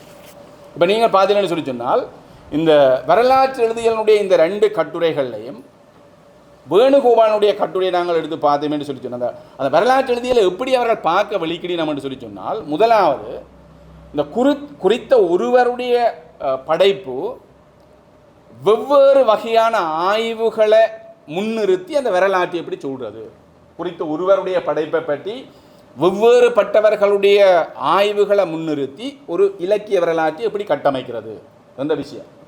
அப்போ அது ஜேசியில் நல்ல அழகாக செய்திருக்கார். அந்த விஷயத்தை நீலாவணனை முன் வச்சு ஒரு காலகட்டத்தினுடைய இலக்கிய வரலாற்றை அந்த ஆய்வுகள் வழியாக கட்டமைக்கிறதுக்கு அவர் முயற்சி செய்திருக்கார். அதுக்குள்ள நல்ல நல்ல விஷயங்களை சேகரித்து அந்த விஷயங்கள் உறுதிப்படுத்தப்பட்டிருக்கு. 2வது விஷயம் என்னென்னு சொன்னால், குறித்தோரி இலக்கிய வகைமையினுடைய வளர்ச்சி. இப்போ வேணுகோபாலனுடைய கட்டுரை எடுத்து பார்த்தோம்னா ஒரு வகைமை எடுக்கப்பட்டிருக்கு. சிறுகதை என்ற ஒரு வகைமையை எடுத்து வச்சுக்கொண்டு அந்த வகைமையினுடைய வளர்ச்சியின் வரலாறு எப்படி ஒரு காலகட்டத்தினுடைய இலக்கிய வரலாறாக அமையும் என்று சொல்கிறார். அப்போ அவர் சிறுகதை என்ற அந்த வகைமையை எடுத்து வச்சுக்கொண்டு அந்த வரலாற்றை சொல்கிறதுக்கு முயற்சி செய்கிறார். அப்போ அது அந்த பிரச்சனை பாடுகளாக அவர் பேசுகின்ற அந்த விஷயமா இருக்கு. அப்போ இதுன்ற பின்புலத்தில் மற்ற விஷயங்கள் எல்லாத்தையும் பார்க்கக்குள்ளேயும் ஒட்டு மொத்தமாக நீலாவணன் குறித்த அந்த முழு வரலாற்றியல் அணுகுமுறையை வச்சு கொண்டு எங்களுடைய புலத்தில் நடந்த இலக்கிய சர்ச்சைகள், எங்களை புலத்தில் நடந்த இலக்கியம் சம்பந்தப்பட்ட விவாதங்கள் பற்றிய ஒரு வரலாற்றை சொல்கிறதா தான் எனக்கு தெரியுது.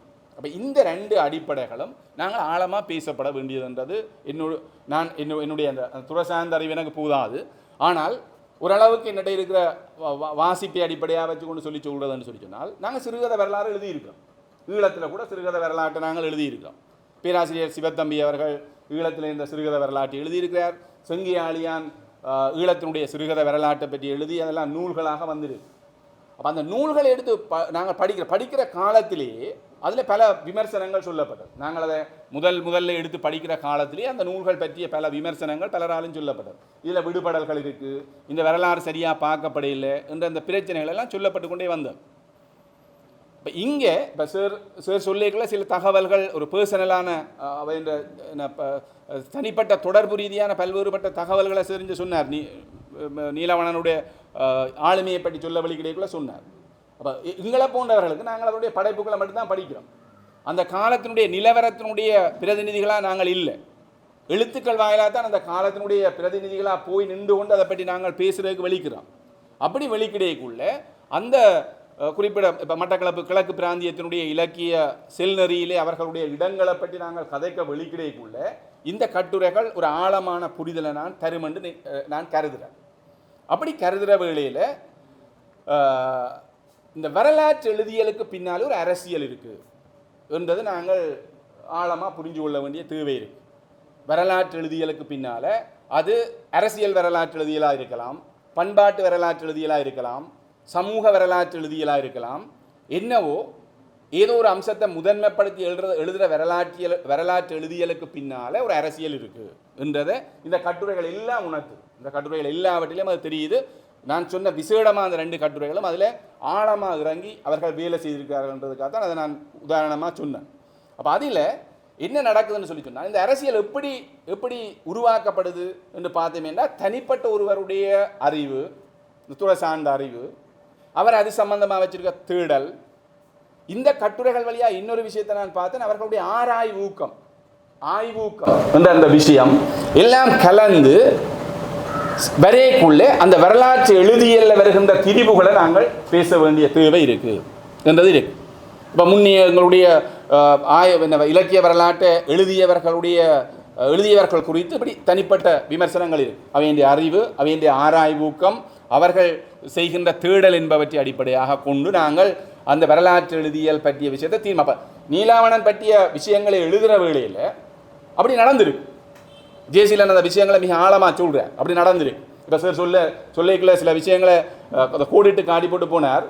இப்போ தளையசிங்கம், மூப்பு போன்றவர்கள் ஆத்மார்த்தமான அம்சங்களுக்கு முக்கியத்துவம் கொடுத்து அவர்கள் அந்த அந்த அந்த கருத்தியல் நிலையில் நின்று கொண்டு நீலாவணனை பார்க்கக்குள்ள அந்த கருத்தியலில் நின்று கொண்டு அவரை பார்க்கக்குள்ள எப்படி பார்த்தார்கள், அந்த கருத்தை மறுதளித்து பேசுகின்ற மார்க்சிய விமர்சகர்கள் அல்லது முற்போக்கு இலக்கிய அணியினுடைய விமர்சகர்கள் பார்க்கிற வேளையில் அந்த சமூக யதார்த்தத்தை எப்படி வெளிப்படுத்தினார்கள். இங்கே சமூக யதார்த்தம் பற்றி ஒரு கட்டுரை இருக்கு. மிக ஆழமாக அவற்றை சமூக யதார்த்தத்தை பேசுது, கவிதைகளை எடுத்துக்காட்டி சொல்லுது. ரகுவரன் சாருடைய கட்டுரைகள் எல்லாம் அந்த சமூக யதார்த்தம், அந்த அவர் உண்மையில படிமங்கள், அந்த விஷயங்களை பற்றி பேசினாலும் அந்த விஷயம் வெளிப்படையாக சொல்லப்படுது.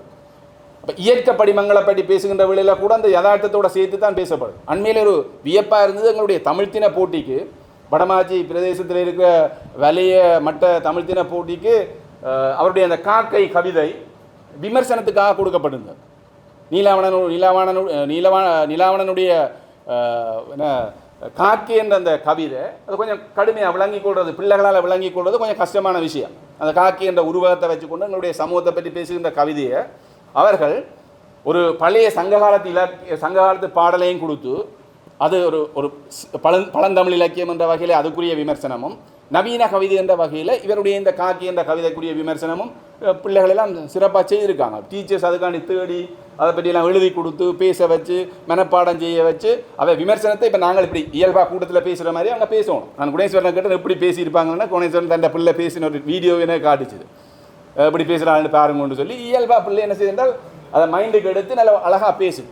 அப்போ இது இந்த முயற்சியெல்லாம் நடக்குது. அப்போ அந்த சமூக யதார்த்தத்தை பேசுகிற அந்த விஷயம் இன்று வரைக்கும் நடக்குது. அப்போ இந்த வகையில் பார்த்தோமேன்னு சொல்லி சொன்னால், அப்போ முதலாவது ஒரு தனிநபருடைய அறிவு தேடல் ஆய்வூக்கம் என்பவற்றை காரணமாக வருகின்ற திரிபுகள் சிலது இருக்கு. ரெண்டாவது விஷயம் எப்படி வருதுன்னு சொல்லி சொன்னால், இந்த கட்டுரைகளில் ரெண்டாவது விஷயம் சில இயக்க நிலைப்பட்ட கொள்கைகள் காரணமாக வருகின்ற திரிபுகள். அதைத்தான் நான் இப்போ சொல்ல வலிக்கிட்டேன். இப்போ ஆத்மார்த்தமான விஷயங்களை பார்க்க வேணும், அந்த கவிதையினுடைய ஆத்மார்த்தமான விஷயங்களை பற்றி சொல்ல வேணும் என்று மூப்போ அவர்கள் எழுதுகிறார் என்று சொல்லி சொன்னால், அதற்கு எதிர்நிலையில் நின்று கொண்டு நுஹ்மான் அவர்கள் இந்த சமூக யதார்த்தத்தை பற்றி அவர் எழுதின விஷயத்தை பற்றி சொல்கிறார். எஸ்போ அவர்களால் விமர்சிக்கப்படுற கருத்துக்களை, எஸ்போ அவர்களால் இந்த முற்போக்கு இலக்கிய இயக்கத்தினுடைய செயற்பாடுகளை அவர் தொடர்ச்சியாக விமர்சித்து கொண்டு நல்ல அழகாக அந்த விஷயத்தை சொல்கிறார். அவர் ஜேசியில் நீங்கள் பார்க்கலாம், சில விமர்சனங்களை உண்டாக்குது அந்த வாசிக்கைக்குள்ளே. விமர்சிக்கிற வேளையில் எஸ்போ ரெண்டு விஷயங்களை கதைக்கிறார்.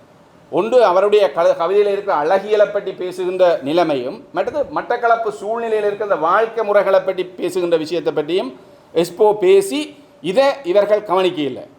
மகாகவியையோ நீலாவணனையோ இவர்கள் கவனிக்க இல்லை. முருகையனை இவர்கள் தூக்கி வச்சு பேசியிருக்கிறார்கள் என்பதை பற்றிய விவாதங்கள் வருது. அந்த விவாதத்தை ஸ்ரீபிரசாந்தன் தன்னுடைய கட்டுரையில் எப்படி ஒரு சமநிலைக்கு கொண்டு வரார் என்ற அந்த விஷயம், மகாகவி மூவரையும் கொண்டு வந்து சமப்படுத்தி மகாகவியினுடைய மேன்மையை, மகாகவியை முன்னுக்கு கொண்டு போய் மற்ற ரெண்டு பேரையும் எப்படி பின்னுக்கு கொண்டு வரார் ரெண்டு ஒவ்வொருத்தருடைய விஷயங்களும் சேர்த்து படிக்கிற வேளையில் உண்மையில் அந்த அந்த இயக்க நிலைப்பட்ட அல்லது சித்தாந்த நிலைப்பட்ட அல்லது கருத்தியல் நிலைப்பட்ட வகையில் எப்படி அந்த அந்த அரசியலை தங்களுக்குள்ளே வச்சு கொண்டு அவர்கள் அந்த வரலாற்று எழுதியலை செய்கிறார்கள் என்பதை மிக மிக நாசூக்காக கட்டுடைக்கிற கட்டுரைகளாக தான் இந்த கட்டுரையில் நான் பார்க்குறேன். மிக நாசூக்காக கட்டுடைக்கிற அந்த விஷயம். அப்போ அந்த கட்டுடைப்பு நிகழுகின்ற வேளையில் நான் இன்றைக்கு பாவிக்கிற அந்த சொல்கிறேன், அந்த கட்டுடைப்பு அந்த கட்டுரைகளே கட்டுரைக்க வேணும். ஆனால் நான் இப்போ சொல்கிற வாசி அந்த கட்டுரையை வாசித்து முடிக்க எங்களோட மனசுக்கே இருக்கிற அந்த திண்மமாக இருக்கிற சிந்தனையை கொஞ்சம் அப்படி உடைக்கிற நிலைமை அந்த கட்டுரைகளால் வருது. நாங்கள் திண்மமாக நின்று கருதி வச்சிருக்கிற விஷயத்தை அது மெதுவாக உடைக்கும். அப்படி உடைச்சி அது சிதிலமாக வரையக்குள்ள எங்களுக்கு அந்த இடைவெளிகளுக்குள்ளால் புதிய புதிய விஷயங்களை கொண்டு வரப்படுது. இப்போ நான் நினைக்கிறேன், இப்படி வருகின்ற சில நபர்களை குறித்த அல்லது படைப்பாளுமைகளை குறித்த இந்த சிறப்பிதழ்கள் என்பது நீண்ட காலத்தில் இந்த வரலாற்றை பற்றி ஒரு மறு விசாரணையை செய்கிறதுக்குரிய வாய்ப்பை கொடுக்குற அந்த சூழலை நான் இந்த சிறப்பிதழ்குள்ளால் காண்றேன். இதுக்கு முந்தி வந்த சிறப்பிதழ் நான் படிச்சிருக்கேன். ஆனால் எனக்கு இதே ஏதோ ஒரு நெஞ்சுக்கு நெருக்கமான ஒரு விஷயமா தெரியுது. என்னென்னு சொல்லி சொன்னால், சில விட நாங்கள் அறிஞ்ச விஷயங்கள், எங்களுடைய பிரதேசம் சார்ந்த விஷயங்கள், எங்களுடைய ஒரு மூத்த படைப்பாளி சார்ந்த விஷயங்கள், முன்னோடி படைப்பாளி சார்ந்த விஷயங்கள் என்ற வகையால் இது கூடுதலாக புரியுதோ என்னவோ தெரியல. அப்போ இப்படியான விஷயங்களை நீங்கள் பார்க்கலாம். அப்போ இதுக்கு மேலால் இன்னொரு விஷயம் இருக்குது. இது நான் இந்த கட்டுரைகளுக்களால் படிக்கிற விஷயம். மூன்றாவது விஷயம், இதுக்கு முந்தைய எங்களுடைய பழைய இலக்கிய வரலாற்றை எழுதியவர்கள் நடந்த முரண்பாடுகள் இருக்கு. தமிழ் இலக்கிய வரலாற்றை எழுதுகின்ற நாங்கள் தமிழ் இலக்கிய வரலாற்றுக்கு பல நூல்கள் படிச்சிருக்கோம். இப்போ நான் அட்வான்ஸ் லெவல் படித்த காலத்திலேயே தமிழ் இலக்கிய வரலாற்றுக்குரிய 2-3 நூல்கள் எங்களுக்கு ஆசிரியர்கள் அறிமுகப்படுத்தியிருக்கோம், படிச்சிருக்கோம். இப்போ பிறகு நாங்கள் கொஞ்சம் இப்படி வாசிக்க தொடங்கின அப்புறம் பின்னுக்கு வந்து படிச்சிருக்கோம். அப்போ அந்த வரலாற்று எழுதியல்ல நாங்கள் பார்த்தோம்னு சொல்லி சொன்னால், ஒருவர் காலத்தை முதன்மைப்படுத்தி அந்த படைப்பினுடைய வரலாற்றை பேசுகிறார், இன்னொருவர் படைப்பாளிகளை முதன்மைப்படுத்தி அந்த வரலாற்றை பேசுகிறார்.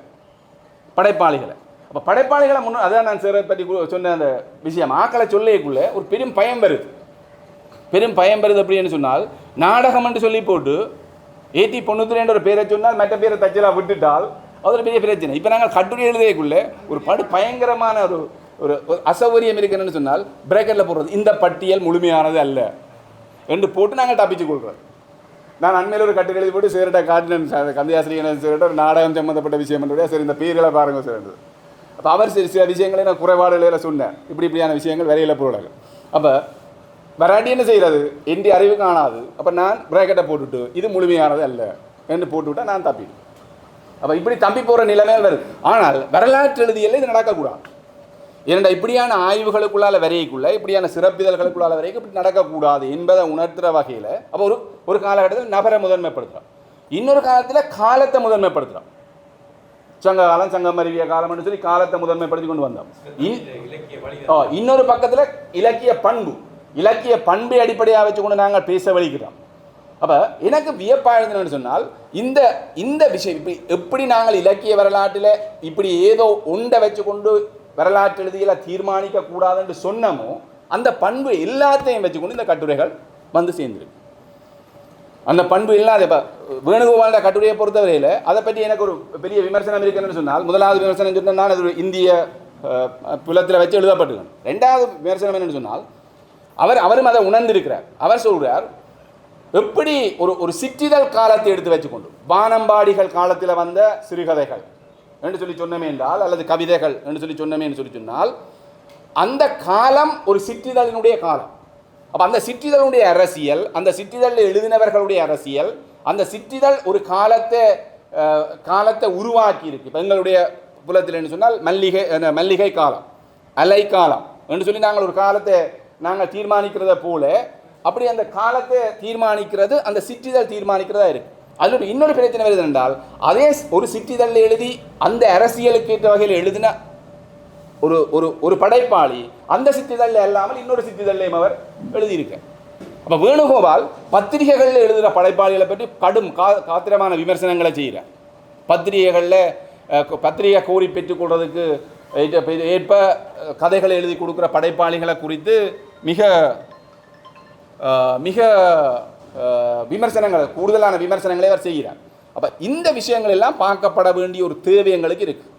அப்போ அது நிலவாணனாக கூட இருக்கலாம், அல்லது சோபசராக இருக்கலாம், அல்லது சிவலிங்கராசராக இருக்கலாம், யாராம் ஒரு ஆளாக இருக்கலாம். இவருடைய அந்த வரலாற்றையும் அவருடைய துறை சார்ந்த இலக்கிய படைப்பு பற்றியும் வரலாற்றை பற்றி எழுதியக்குள்ளேயும் இந்த பிரச்சனைகளை பற்றி ஆழமாக பார்க்க வேண்டிய தேவைகளை பற்றி இவர்கள் சொல்லி இருக்கிற ஒரு விஷயத்தை நான் பார்க்கக்கூடியதாக இருக்கு. இன்னொரு அற்புதமான விஷயம் ஜேசியில் என்ற கட்டுரையில் பார்த்தேன் அப்படின்னு சொன்னால், இது நாங்கள் வளமையாகவே ஆய்வுகளில் கதைக்கிற விஷயம். ஒரு புலமை சார்ந்த ஆய்வுகளில் இந்த வரலாற்று எழுதியல்ல அகவயமும் புறவயமும் எப்படி செல்வாக்கு செலுத்திச்சது என்ற விஷயத்தை பற்றி அவர் சொல்கிறார். நீலவணனை வச்சுக்கொண்டு சொல்கிறார், அகவயமும் புறவயமும் எப்படி செல்வாக்கு செலுத்திச்சு என்று சொல்லி. அப்போ இதில் அகவயத்தை பார்க்குறதன் விளைவால் அவரை நாங்கள் ஒரு பிழையான இடத்துல கொண்டு போய் வைக்கிறோமோ, அந்த கவிஞனுடைய அகவய பண்புகளை அகவயமான ஆய்வு நோக்கில் பார்க்குறதால கொண்டு போய் பிழையான இடத்துல வைக்கிறோமோ. நாங்கள் பொதுவாகவே ஒரு புலமை சார்ந்த ஆய்வில் எல்லாருமே புறவயமான விஷயங்களைத்தான் எதிர்பார்க்கலாம். ஆனால் ஜேசிலான் ஒரு கேள்வி எழுப்புறார், அந்த புறவயமான விஷயம் போதுமா? இப்படியான ஒரு கவிஞனுடைய இடத்தை நாங்கள் ஒரு இடத்துல ஒரு வரலாற்றில் இடப்படுத்துறதுக்கு இவ்வாறான புறவயமான அம்சங்கள் மாத்திரம் போதுமா? அப்போ அகவயமான அம்சம், அப்போ இதில் இன்னொரு விஷயம் வருது அப்படின்னு சொன்னால், இந்த அகவயமான அம்சங்களை பார்க்க அது சமூக யதார்த்தம் பற்றிய விஷயமாக மாறுது.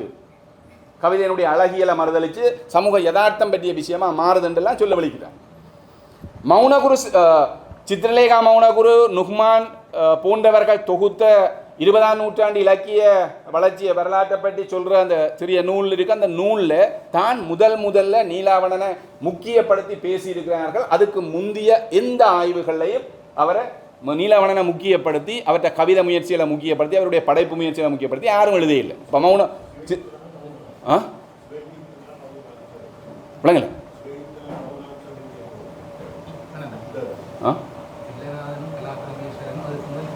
இல்லை அந்த அந்த அதுதான் நான் சொல்ல வரேன்.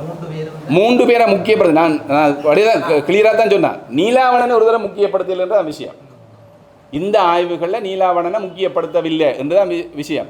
வேறு ஒவ்வொரு அந்த 3 பேரையும் வச்சுக்கொண்டு, மூவர்களையும் வச்சுக்கொண்டு, ஒரு இடத்துல முருகையன் தூக்கலாக இருக்கிறார், இன்னொரு இடத்துல மகாகவி தூக்கலாக இருக்கிறார், இன்னொரு இடத்துல நீலாவணன் தூக்கலாக இருக்கிறார். இந்த ஒவ்வொரு இடத்துல வெவ்வேறு அளவில் தூக்கப்படுறதுடைய பின்னணி என்ன? சேர் சொல்ல நல்ல அழகா சொன்னார், முருகையனே அந்த கவிதையை ரசித்தார். இவர் சேர் சொல்லி போட்டு சொன்னார், முருகையனே அந்த கவிதையை ரசித்தார், நீலாவணனுடைய அந்த கவிதையை ரசித்தார்னு சொல்லி, திறமான கவிதை என்று சொல்லி சொன்னார்னு சொல்லி சொன்னார். அப்போ இப்படி முருகையன் அவரை ரசிக்கிற அளவுக்கு இருக்கேக்கு நாங்கள் ஆய்வுகளை செய்து அவர்களை தரப்படுத்துகிற எங்களுக்குள்ள இந்த வரலாற்று எழுதியல்ல இந்த வேறுபாடு இருக்கின்ற அந்த அம்சங்கள் எல்லாம் மிக சிறப்பாக சொல்லப்படுது. அப்போ புறவயமான பார்வை மாத்திரம்தானா இந்த வரலாற்று எழுதியல்ல இருக்க வேணும் என்ற அந்த கேள்வி இவன்ற கட்டுரைகளுக்குள்ளால். அப்போ இதுக்கெல்லாம் உதாரணங்கள் சொல்லலாம். நான் உதாரணம் சொல்லி கொண்டிருந்தால் நேரம் போடுமென்றதால அந்த விஷயத்தை சொல்கிறேன். அடுத்தது இன்னொரு விஷயம் இருக்குது எப்படின்னு சொன்னால், வரலாற்று வரலாற்று எழுதியலை செய்யல ஒப்பியல் ஆய்வு எந்த அளவுக்கு பொருத்தப்பாடுடையது என்ற கேள்வி ஒன்று வருது. இதெல்லாம் அந்த கட்டுரைகள் எனக்கு தந்த கேள்வி. ஒப்பியல் ஆய்வு எந்த அளவுக்கு பொருத்தப்பாடுடையது. ஜெயசீலன் மடதவர் வேணுகோபால் போன்றவர்கள் ரெண்டு விஷயத்தை ஒப்பிடினோம். வேணுகோபால் இடத்துல சொல்றார், ஜெயகாந்தன் சிறுகதைகள் எழுத தொடங்கிய காலத்தில் அந்த ஜெயகாந்தனுடைய சிறுகதைகள் மிக வீச்சானவையாக இருந்தன. அப்போ ஒரு காலகட்டத்தில் ஜெயகாந்தன் எழுதிய பத்திரிகைகளை பற்றி விமர்சனம் செய்த ஆட்களே பிற்பட்ட காலத்தில் ஜெயகாந்தனுடைய படைப்புகளை அவர்கள் ஏற்றுக்கொண்டு அதுக்கு ஒரு முன்னுரிமை கொடுக்கிறான். அப்போ இங்கே நடக்கிற ஒப்பீடு என்னென்று பார்த்தோம் என்றால், முன்னொரு காலத்தில் அடுத்த இன்னொரு காலத்தில், அந்த காலத்திலிருந்து இந்த காலத்திலே அவருடைய கருத்தியல் எப்படி மாற்றம் பெற்றது. அப்போ வரலாற்று எழுதியல் இந்த கால வேறுபாடு காரணமாக கருத்தியல் மாறுபடுறது பற்றி ஒரு முக்கியமான விஷயத்தை அவர் சொல்கிறார். இன்னொரு ஒப்பியலை பற்றி சொல்கிறார் அப்படின்னு சொன்னால் கருத்தியல் ஒப்பியல் என்று சொல்லி ஒரு விஷயத்தை சொல்கிறார். கருத்தியல் ரீதியான ஒப்பியல். அப்போ கருத்தியலை நாங்கள் வெவ்வேறு சந்தர்ப்பத்தில் ஒப்பிட்டு பார்க்குறோம். இப்போ இப்படி சொல்லணும், முற்போக்கு எழுத்தாளர்கள் அல்லது இந்த மார்க்சிய எழுத்தாளர்கள் முருகையனை முதன்மைப்படுத்திய கருத்துக்களை நீலாவணனுடைய கவிதைகளை எடுத்து வச்சுக்கொண்டு முருகையனை நீலாவணனை ஒப்பிட்டு பார்க்கக்குள்ள எந்தெந்த இடங்களில் நீலாவணன் தன்னுடைய கவிதைகளில் ஒரு மேலுக்கு நிற்கிறார் என்றது மாதிரியான விஷயங்களை அவர்கள் சொல்ல பார்க்கணும். அப்போ அப்படியான விஷயங்கள் இதுக்குள்ளே வருது. அப்போ இந்த ஒப்பியலை படைப்பாக்க கொள்கையினுடைய அடிப்படையிலும் இந்த ஒப்பியல் நிகழ வேண்டும் என்ற விஷயங்கள் வலியுறுத்தப்பட்டிருக்கு. அப்போ இந்த விஷயங்களை நான் ஒரு சில உதாரணங்களை சொல்கிறேன். நான் இப்போ நான் சொன்ன இந்த கொள்கை ரீதியாக சொன்ன இந்த விளக்கங்களை நீங்கள் பார்த்தீங்கன்னு சொன்னால்,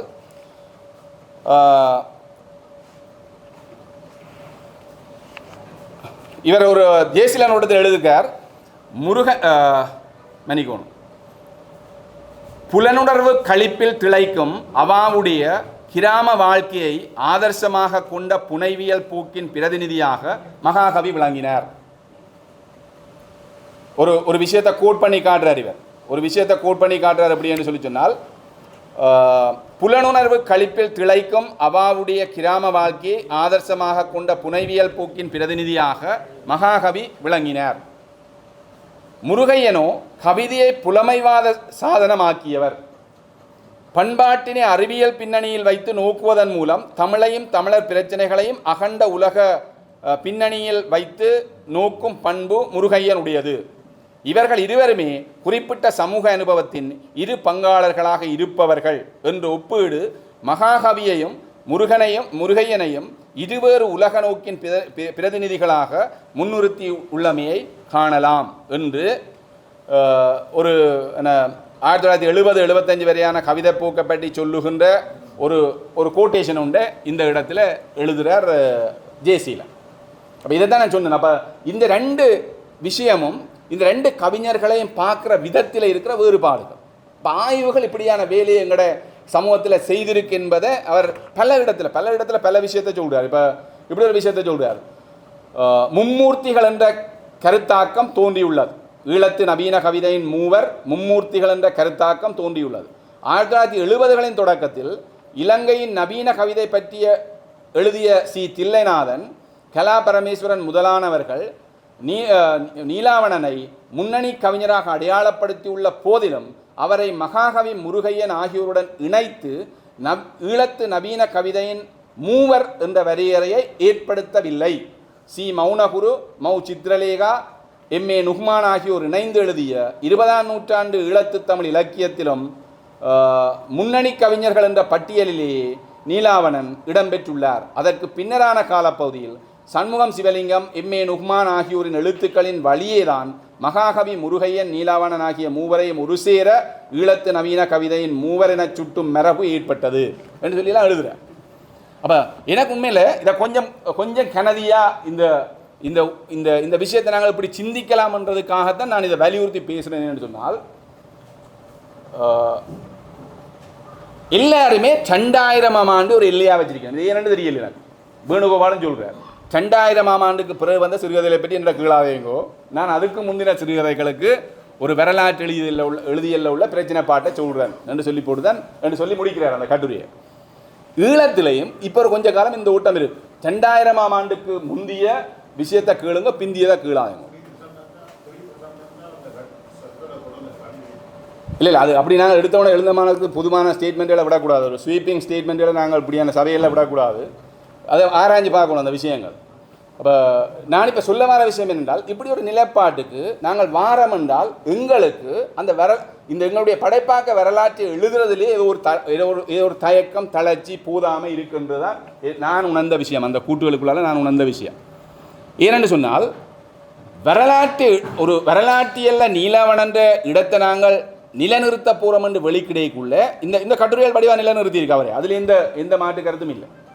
ஆனால் இந்த 2 கட்டுரைகளும் எங்களுக்கு இன்னொன்றை உணர்த்துது. அதோட சேர்த்து ஒரு ஃபோர்ஸ்ஃபுல்லாக பின்னுக்கு முன்னுக்கு 2 கட்டுரையும் இருந்த ஒரு விஷயத்தை உணர்த்துது என்னன்னு சொல்லி சொன்னால், நீங்கள் இதை எந்த அடிப்படையில் சொல்ல போறீங்கன்றதை வடிவாக தீர்க்கமாக முடிவிறுத்தி நீங்கள் இதை பற்றி சொல்லுங்க. நாங்கள் போர்க்காலத்தினுடைய சிறுகதைகள், போர்க்காலத்தினுடைய பெண்கள் கவிதைகள், போர்க்காலத்தினுடைய பெண்களுடைய நிலப்பாட்டை சொல்லுகின்ற கவிதைகள் என்று சொல்லிலாம் நாங்கள் ஆய்வுகளை பார்த்துருக்கோம். அப்போ அந்த போருக்கு பிந்திய காலப்பகுதியில் வந்த விஷயங்களை நாங்கள் வரலாறாக தூக்கியில்லை. எங்களுடைய சிறுகதை வரலாற்றை எடுத்து பார்த்தோம்னு சொல்லி சொன்னால், செங்கியாளியானுக்கு பிறகு, செங்கியாளியான் வெளியிட்ட புத்தகத்துக்கு பிறகு இன்னும் இந்த சிறுகதை வரலாறு அப்டேட் பண்ண படையில்லை. அப்போ எங்கே அதெல்லாம் எங்கேன்னு சொல்லி பார்த்தா அதிலே பிள்ளைகள் இருக்குன்னு சொல்லி ஆக விமர்சிக்கணும். அது வேறு, அதில் விடுபடல்கள் இருக்குது, பிரச்சனைகள் இருக்குதுன்னு சொல்லி சொல்கிறோம். சில இடத்துல பேர்களை மட்டுமே பட்டியல் படுத்தி இருக்கிறோம்னு சொல்லி சொல்கிறோம். அப்போ இந்த விஷயங்களை தாண்டி போகிறதுன்னு சொல்லி சொன்னால், இது எப்படி அமைய வேணும் என்பதை பற்றி ஒரு விவாதம் ஒன்று இந்த கட்டுரைகள் வாயிலாக கிளர்த்தப்படுது. இப்போ உண்மையில் இந்த சிறுகதை பற்றிய கட்டுரை இதுக்கு தேவையில்லை. ஏன்னா இது நீலவனனை பற்றி பேசுகிற ஒரு சிறப்பிதழ். ஆனால் அகில் எப்போவுமே என்ன செய்வாரான்னு சொல்லி சொன்னால், கொஞ்சம் புதிய படைப்பாக்கங்களையும் சேர்த்து கொண்டு அந்த சிறப்பிதழை வெளியிடுற ஒரு தன்மை தான் இப்போ பல்வேறு இதழ்கள்லையும் இருக்குது. அதை தனி செய்யலைன்றதால அப்படி செய்யணும். அப்போ இந்த வகையில் நாங்கள் பார்க்க வலிக்கிட்டோம்னு சொல்லி சொன்னால், எங்களுக்கு ஒரு தேவை இருக்குது. நான் அதைத்தான் வலியுறுத்த விரும்புகிறேன். இப்படியான சிற்றிதழ்கள் வரையக்குள்ள இப்போ நான் இந்த தலையங்களை சொல்லுவேன். சமத்துவத்தை அவாவி நிற்கும் நீலாவணனுடைய கவிதைகள், சமத்துவத்தை அவாவி நிற்கும் நீலாவணனுடைய கவிதைகள், நீலாவணனின் படிம கவிதைகள். அப்போ அவருடைய படிம கவிதை என்றது அவருடைய கவிதை அழகியலை பற்றி நாங்கள் பேசுகிறதுக்கு வாரோம். அவர் சமத்துவத்தை அவாவி நிற்கிற கவிதைகள் எப்படி இருக்குன்னேக்குள்ள அவருடைய படைப்பாக்க கொள்கையை பற்றி நாங்கள் பேசுகிறதுக்கு வலிக்கிறோம். நீலவணனின் சிறுகதைகளில் இயற்கை படிமங்கள்னு சொல்லிக்குள்ளே அந்த விஷயத்தை பற்றி நாங்கள் பேசுகிறதுக்கு வலிக்கிறோம். அப்போ இப்படியான விஷயங்களை சொல்ல வலிக்கிடைக்குள்ள ஒட்டுமொத்தமாக இந்த எங்களுடைய ஈழத்தினுடைய இலக்கிய வரலாற்று எழுதியல்ல நடந்த பல்வேறுபட்ட முரண்பாடுகள், திரிபுகள், விவாதங்கள், இப்படியான விஷயங்களோடு சேர்த்து நீலாவணனை பேசுகிறதுல இந்த சிறப்பிதழ் ஒரு முக்கியமான இதழ் என்று நான் கருதுகிறேன். மற்ற சில விஷயங்களை நான் சொல்லலைன்னு சொன்னால், நீலாவணனுடைய குறும்பு கதைகளில் இந்த ரகசியம் என்று சொல்லி ஒரு கதை உண்டு. அதில் அந்த ரசிக்கக்கூடிய மாதிரியான விஷயங்கள் நாங்கள் முந்தி சிலதை வாசிச்சிருக்கிறோம். மற்றது வண்ணக்கர் கண்ணா போடி என்று சொல்லி ஒரு கதை எழுதியிருக்கிறார். அதை சொல்லிக்க விருத்தாந்த சித்திரம் என்று சொல்லி சொல்கிறார். ஒன்று விருத்தாந்த சித்திரம், இன்னொன்று உருவக கதைகள். இந்த ரகசியம் என்ற கதை அதில் அற்புதமாக இருந்தது. நீங்கள் எல்லாரும் குடிச்சு கொண்டு கேட்க நான் இந்த கதையை சொல்லலாமோ தெரியாது. என்ன குடிச்சு கொண்டு கேட்க ஏன் சொல்லலாம்னு சொன்னால், டயபெட்டிஸ் உள்ளாக்களும் போத்தில் அடைக்கப்பட்ட பானங்களை குடிச்சு கொண்டு இருக்கிறீர்கள். அவர் ஒரு மாஸ்டர் சொல்லுவாராம், இவர் படிக்க ஒரு மாஸ்டர் சொல்கிறாராம், மாஸ்டர் எதுவுமே வெளியில் சாப்பிட மாட்டார், குடிக்க மாட்டார். அப்போ எனக்கு அவர் அந்த வாழ்ந்தால் ராமனை போல் வாழ்ந்தால் வெளியில் வேறு தொடர்பில்லை, சாப்பாட்டிலையும் அதே மாதிரி அப்படி இருக்கிறார். இவர் இருக்க நீண்ட கால ரகசியமாக இருந்த இந்த சந்தேகத்தை ஒரு நாள் கேட்கணும்னு சொல்லி போட்டு வாத்தியாரே அவர் கேட்குறார். ஒரு நாள் நீங்கள் இப்படி வெளியில் ஒன்றும் சாப்பிடல, வெளியில் ஒன்றும் செய்யலை, இதுக்குள்ள என்ன இந்த ஒழுக்கத்தை உங்களால் எப்படி பாதுகாக்க முடிஞ்சது? இவ்வளவு காலமாக அவர் வயது வந்த அப்புறம் அந்த கேள்வியை கேட்குறேன், இந்த ஒழுக்கத்தை எப்படி பாதுகாக்க முடிஞ்சது? அவர் சொன்னாராம், எனக்கு சலர்வம் இருக்குடாப்பா, நீரிழிவு இருக்குது, அதுதான் அந்த ஒழுக்கத்தை பாதுகாக்கிறதுக்குரிய ஒரே வழி கேட்டு அப்படி அந்த ரகசியத்தை மறைச்சி வச்சு கொண்டு வந்ததை பற்றி ஒரு கதை ஒன்று போட்டிருக்கேன். அந்த கதையை சொல்லிக்க குறும்பு கதை என்று வகைப்படுத்தி இருக்கிறார். அதே மாதிரி விருத்தாந்த சித்திரம், பயன் என்ற ஒரு உருவக கதை, 6வது குழந்தைகள், சில நீலாவணன் கவிதைகள் இப்போ சொன்ன கவிதைகள் எல்லாம் இதுக்குள்ளே இருக்குது. அதை பற்றி நான் பேசுகிறேன்டால் அது இங்கே எல்லாம் வாசித்து படித்த ஆட்கள் எல்லாம் நீங்கள் இருக்கிறீர்கள், திருப்பி அது எல்லாத்தையும் வாசித்து காட்டி நான் விளக்கம் சொல்லுறேன். அப்போ நான் இதில் ஒரு கருத்தியல் ரீதியாக ஒரு சிந்தனையை கிளப்புறதுக்குரிய 2 கட்டுரைகள் இருக்குது. அந்த கட்டுரைகளுக்கு நடுவில் நீலாவணனுடைய மற்ற கட்டுரைகள் ஒழுங்கமைக்கப்பட்டிருக்கு. அவ்வளோத்தையும் சேர்த்து பார்க்கக்குள்ள நாங்கள் சேர் இருக்கிறாங்க, சேர் சிலவரை சொல்லுவார் நீங்களாட அதோட செய்யணும்னு சொல்லுவார். ஆனால் எங்களோட வரலாற்று எழுதியல்ல நாங்கள் காலத்தையும் கருத்தியலையும் தனிநபர்களுடைய முக்கியத்துவத்தையும் தனிநபர்கள் முக்கியத்துவம் பெறுவதற்குரிய சமூக பின்னணிகளையும் மிக ஆழமாக பார்க்கல. அந்த ஆழமான வெளிப்படுத்தல் அந்த வரலாற்றில் குறிப்பாக வந்து சேரல. சேர் இலத்து வரலாற்றை பற்றி எழுதியிருக்கிறார். ஆரம்ப காலத்திலேருந்தெல்லாம் எழுதியிருக்கார். நவீன காலம் வரைக்கும் அந்த விஷயம் எழுதியிருக்கார். அந்த விஷயங்களை பற்றி நான் கதைக்கல. ஏனென்றால் அது கூட பழைய கிளாசிக்கல் இலக்கியங்களுக்குள்ளால் வருது. நாங்கள் இங்கே நவீன இலக்கியம் வந்ததுக்கு பிறகு எங்கள்கிட்ட இருக்க வரலாறுன்றது இப்படியான குழப்பங்களோடு இருக்கின்றது. இதை படிக்கைக்குள்ள முழுமையாக தெரியுது. ஆனால் நீலாவணனை பற்றி எந்த குழப்பமும் இல்லாமல் ஒரு நல்ல பிரதி வெளியில் வந்திருக்கின்றதை நான் உணர்ந்து கொண்டேன். இப்போ கிட்டடியில் தான் நாங்கள் ஒரு கிழக்கிழங்கைன்ற இனவரவியலை கிழக்கிழங்கைன்ற சமூக வாழ்க்கை முறையை பற்றி சொல்லுகின்ற இந்த தோணிக்காரன் நாவலை பற்றி நான் ஒரு கட்டுரை எழுதுறதுக்காண்டி தோணிக்காரனை வாசித்தேன். ராசரத்தினத்தின் தோணிக்காரனை பற்றி நான் வாசித்தேன். தோணிக்காரனை பற்றி வாசித்தேன் நாவல். உண்மையில் நான் முந்தி அந்த நாவலை பற்றி கேள்விப்பட்டது படித்ததில் விட நான் அதை இருந்து படித்து புதுசாக அந்த விஷயத்தை பார்க்கக்குள்ள ஒரு கிழக்கிழங்கைன்ற குறிப்பாக திருவண்ணாமலை பகுதியிலிருந்து இந்த வாழ்க்கை முறையை கொண்டு வர விஷயம், மூதூருடைய வாழ்க்கையை கொண்டு வர விஷயம், அதை நான் அந்த வரலாற்றை பேசத்தக்க நாவலாசிரியராக அவர் இருந்தார்ன்னு சொல்லி நான் விளங்கி வச்சிருக்கேன், அதை பதிவு செய்திருக்கேன். அப்போ என்ன விஷயம்னு சொன்னால் நாங்கள் இலக்கியத்தினுடைய வரலாற்றை அல்லது தனியாளுமையினுடைய வரலாற்றை எழுதியக்குள்ள இவ்வளவு விஷயத்தை நாங்கள் கருத்தில் எடுக்க வேணும்ன்றது. ஜேசியில் என்ற கட்டுரை மிகச் சிறப்பான ஒரு கட்டுரை. அந்த கட்டுரை நீங்கள் எல்லாரும் அந்த ஜேசியில் என்ற கட்டுரையை பார்க்கக்குள்ள நிறைய எண்ணங்கள் உங்களுக்கு உருவாகும்னு நான் நினைக்கிறேன். நன்றி. ஒரு பார்வையை ராஜேஷ் கண்ணா அவர்கள் முன்வைத்தார். உண்மையிலே அவருடைய வளர்ந்து வருகின்ற ஒரு நம்பிக்கை நட்சத்திரங்களில் அவர் ஒருவர். அடுத்ததாக அருமையான ஒரு டிபிஐ பற்றி நான் மாற்றடைந்து கொண்டிருந்தால் நேரம் போய்விடும். எனவே நானும் 6 மணிக்கு போக வேண்டிய தேவை இருக்கிறபடியால் நீண்ட நேரம் அவருடைய பேச்சை பற்றி சொல்ல வேணும் போலேயும் தெரிகிறது. ஆனால் இந்த இலக்கிய வழியிலே நீலாவணனை பற்றி குறிப்பிட்ட விடயங்களை பற்றி இன்னொரு நேரம் நாங்கள் பேசிக்கொள்ளலாம். அடுத்ததாக எங்களுடைய சின்னராஜா விமலன் அவர்கள் இந்த சிறப்பு இதழ் பற்றிய உரையை நிகழ்த்துவார். அவரை அன்போடு அழைக்கிறேன். நிகழ்வுக்கு தலைமை தாங்குகின்ற சிவலிங்கராஜ் அவர்களே மற்றும் ஸ்ரீகணேசன் சார், ராஜேஷ் கண்ணண்ணா மற்றும் இங்கு கூடியிருக்கின்ற நண்பர்கள் அனைவருக்கும் முதற்கண் வணக்கத்தை கூறிக்கொண்டு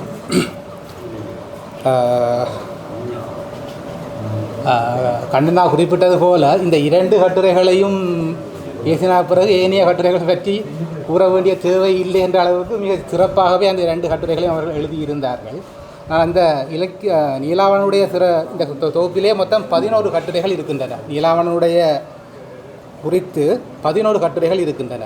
நான் அவற்றை சொல்வதற்கு முன்னதாக கண்ணநாயனுடைய பேச்சினுடைய தொடர்ச்சியாக இருக்க வேண்டும் என்பதற்காக அது குறித்து ஒரு பார்வையை முன்வைத்து விட்டு அங்காலே செல்லலாம் என்று நினைக்கின்றேன். குறிப்பாக சொன்னால் அவர் அந்த கட்டுரையால் சொன்னால் அந்த கட்டுரையை கூட நாங்கள் இப்போ ஒரு கட்டவிழ்த்து பார்க்குகின்ற ஒரு தன்மையை நாங்கள் கொண்டு வர வேண்டும் என்ற மாதிரி சொல்லியிருப்பார். எனக்கு அப்படி இந்த இவருடைய கட்டுரையிலே, அதாவது சுனா வேணுகோபாலுடைய இந்த கட்டுரையிலே, வரலாற்று எழுதியல் கட்டுரையிலே அந்த குளத்தங்கரை அரசமரம் குறித்து கூறிய விடயம் இந்த தமிழ் சிறுகதை வரலாற்றினுடைய முதல் கதையா என்பது குறித்த ஒரு மறு விசாரணையை ஆரம்பிக்க வேண்டிய ஒரு தேவையை ஏற்படுத்தி இருக்கிறதோ என்று எனக்கு எண்ண தோன்றியது.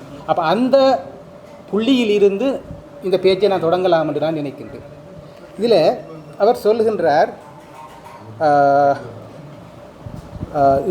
முதல் சிறுகதையாக குளத்தங்கரை அரசமரம் எழுதப்பட்டிருக்கின்றது.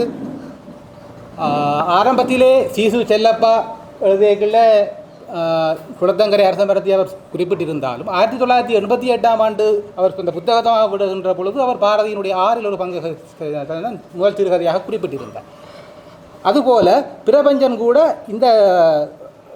இந்த வரிசையிலே தனது கருத்தில் குளத்தங்கரை அரசமரமே முதல் சிறுகதையாக பதிவு செய்கிறார் என்று சொல்லி ஒரு கருத்தை இவர் பதிவு செய்கிறார் இந்த கட்டுரையில். இல்லை, முக்கியமான இந்த கட்டுரை இப்பொழுதுதான் அவர் எழுதி கொடுக்கப்பட்டிருந்தது. ஆனால் இந்த குளத்தங்கரை அரசமரம் குறித்து அவர் எடுத்த நிலைப்பாடு, அதாவது பிரபஞ்சன் எடுத்த நிலைப்பாடு வாரி வெகு காலமாகிவிட்டு அவர் மறந்து விட்டார். உண்மையை சொன்னால் 2018ஆம் ஆண்டு அந்த கதையை நான்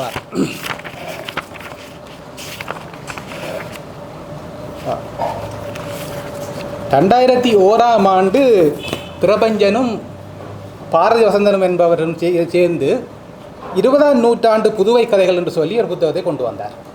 அது 20ஆம் நூற்றாண்டு புதுவை கதைகள் புத்தகத்தில் அவர் பாரதியினுடைய முதல் கதையாக அவர் அந்த கதையில் போட்டது முதல் கதை என்று இல்லை, பாரதியுடைய அடையாளப்படுத்தக்கூடிய விதமாக போட்ட கதை புதிய கோணங்கி. வாவேசு ஐயரை போட்ட கதை குளத்தங்கரை அரசமரம். அப்போ அதில் அவர் சொல்கிறார், என்னை பொறுத்தவரையில் வாவேசு ஐயர் தான் முதல் சிறுகதையாசிரியர் என்றால் 2001ஆம் ஆண்டு அவர் அந்த கருத்தை அவர் முன்வைக்கின்றார். ஆனால் அதற்கு பிறகு விகடன் குழுமத்தில் இருந்து வெளிவந்த தடம் இதழிலே, அதாவது தடம் இதழினுடைய முதலாவது இஷ்யூவிலேயே பிரபஞ்சனுடைய நேர்காணல் தான் வந்திருந்தது.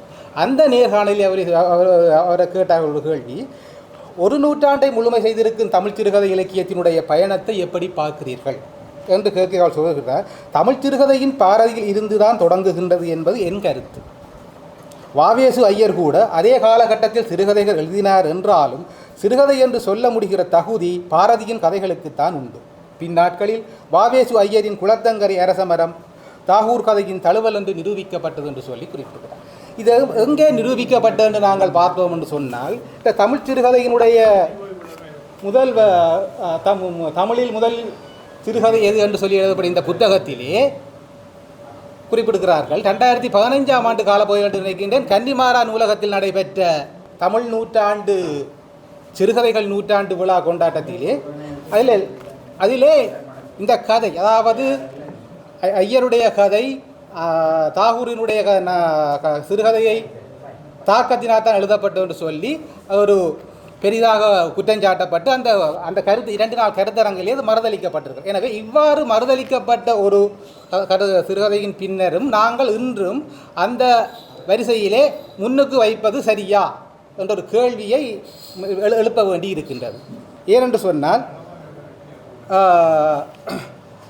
இவர் குளத்தங்கரை அரசமரம், மற்றது பாரதியினுடைய 6 ஒரு பங்கு, மற்றது நாங்கள் இன்னும் பார்க்க போனால் வேத சகாயகுமாரியில் வைக்கப்பட்ட ஒரு முக்கியமான ஒரு கருத்தையும் பார்க்கலாம் என்று சொன்னால், அவர் சொல்லுகிறார் என்று சொன்னால் மாதவையாவுடைய ஒரு கதை அதுதான் இந்த வரிசையிலே முன்னுக்கு வர வேண்டிய கதை என்று சொல்லி அவர் சொல்கின்றார். அதைவிட இவர் டாக்டர் எஸ் ஜேக்கப் என்பவர் எழுதிய ஒரு சிறுகதை ஒன்று இருக்கின்றது. அவர் 1877ஆம் ஆண்டு சரிகை தலைப்பாக என்ற ஒரு கதை, அதாவது நற்போதகம் இதழிலே எழுதப்பட்ட ஒரு கதையை வைத்துக்கொண்டு அதுதான் முதல் சிறுகதை என்று சொல்லி அவர் ஒரு கதை ஒன்று சொல்லுகின்றார். இதில் மிக முக்கியமான என்னென்று சொன்னால், அந்த சரிகை தலைப்பாய கதையை எழுதியது யார் என்று சொன்னால் சாமுவேல் பவுல் ஐயர் என்பார். அவர் தான் எழுதினார் என்பதற்கான எந்த விதமான அடையாளமும் அதில் இல்லை, அதாவது பெயர் போடவில்லை. அந்த கதை இருக்கின்றது, நற்போதகம் இதழில் அந்த கதை வந்திருந்தாலும் அதில் பெயரிடப்படவில்லை. ஆனாலும் அவர் அந்த காலத்திலே சஞ்சிகைகள் வெளியிடுகின்றவர்களுக்கு ஒரு பண்பு ஒன்று இருக்கின்றது, பெயர் போடாமல் எழுதினால் அது அந்த ஆசிரியருடைய படைப்பாக இருக்கலாம் என்று இவர் சொல்கின்றார்.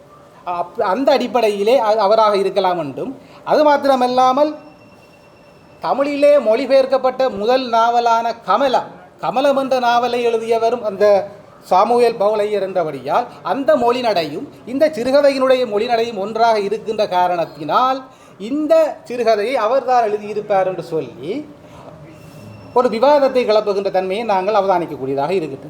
எனவே அந்த வகையிலே இந்த இந்த முதல் சிறுகதை குறித்த ஒரு மறுவாசிப்புக்கு நாங்கள் உள்ளாக்கப்பட வேண்டும் என்பதை உண்மையில் இந்த கட்டுரை எனக்கு ஒரு ஏற்படுத்தியதை இந்த வேளையிலே நான் சுட்டிக்கொண்டு, அடுத்ததாக இன்னும் ஒரு மொழிபெயர்ப்பு குறித்த ஒரு தகவலை கூறிவிட்டு இலக்கிய நீலவானுடைய சிறப்புகளுக்கு வரலாம் என்று நான் நினைக்கின்றேன். என்று சொன்னால் இதிலே பேராசிரியர் வெங்கட சுப்புராய நாயகர் பாவனா ரவிக்குமார் அவர்கள் நேர்காணல் ஒன்று இருக்கின்றது.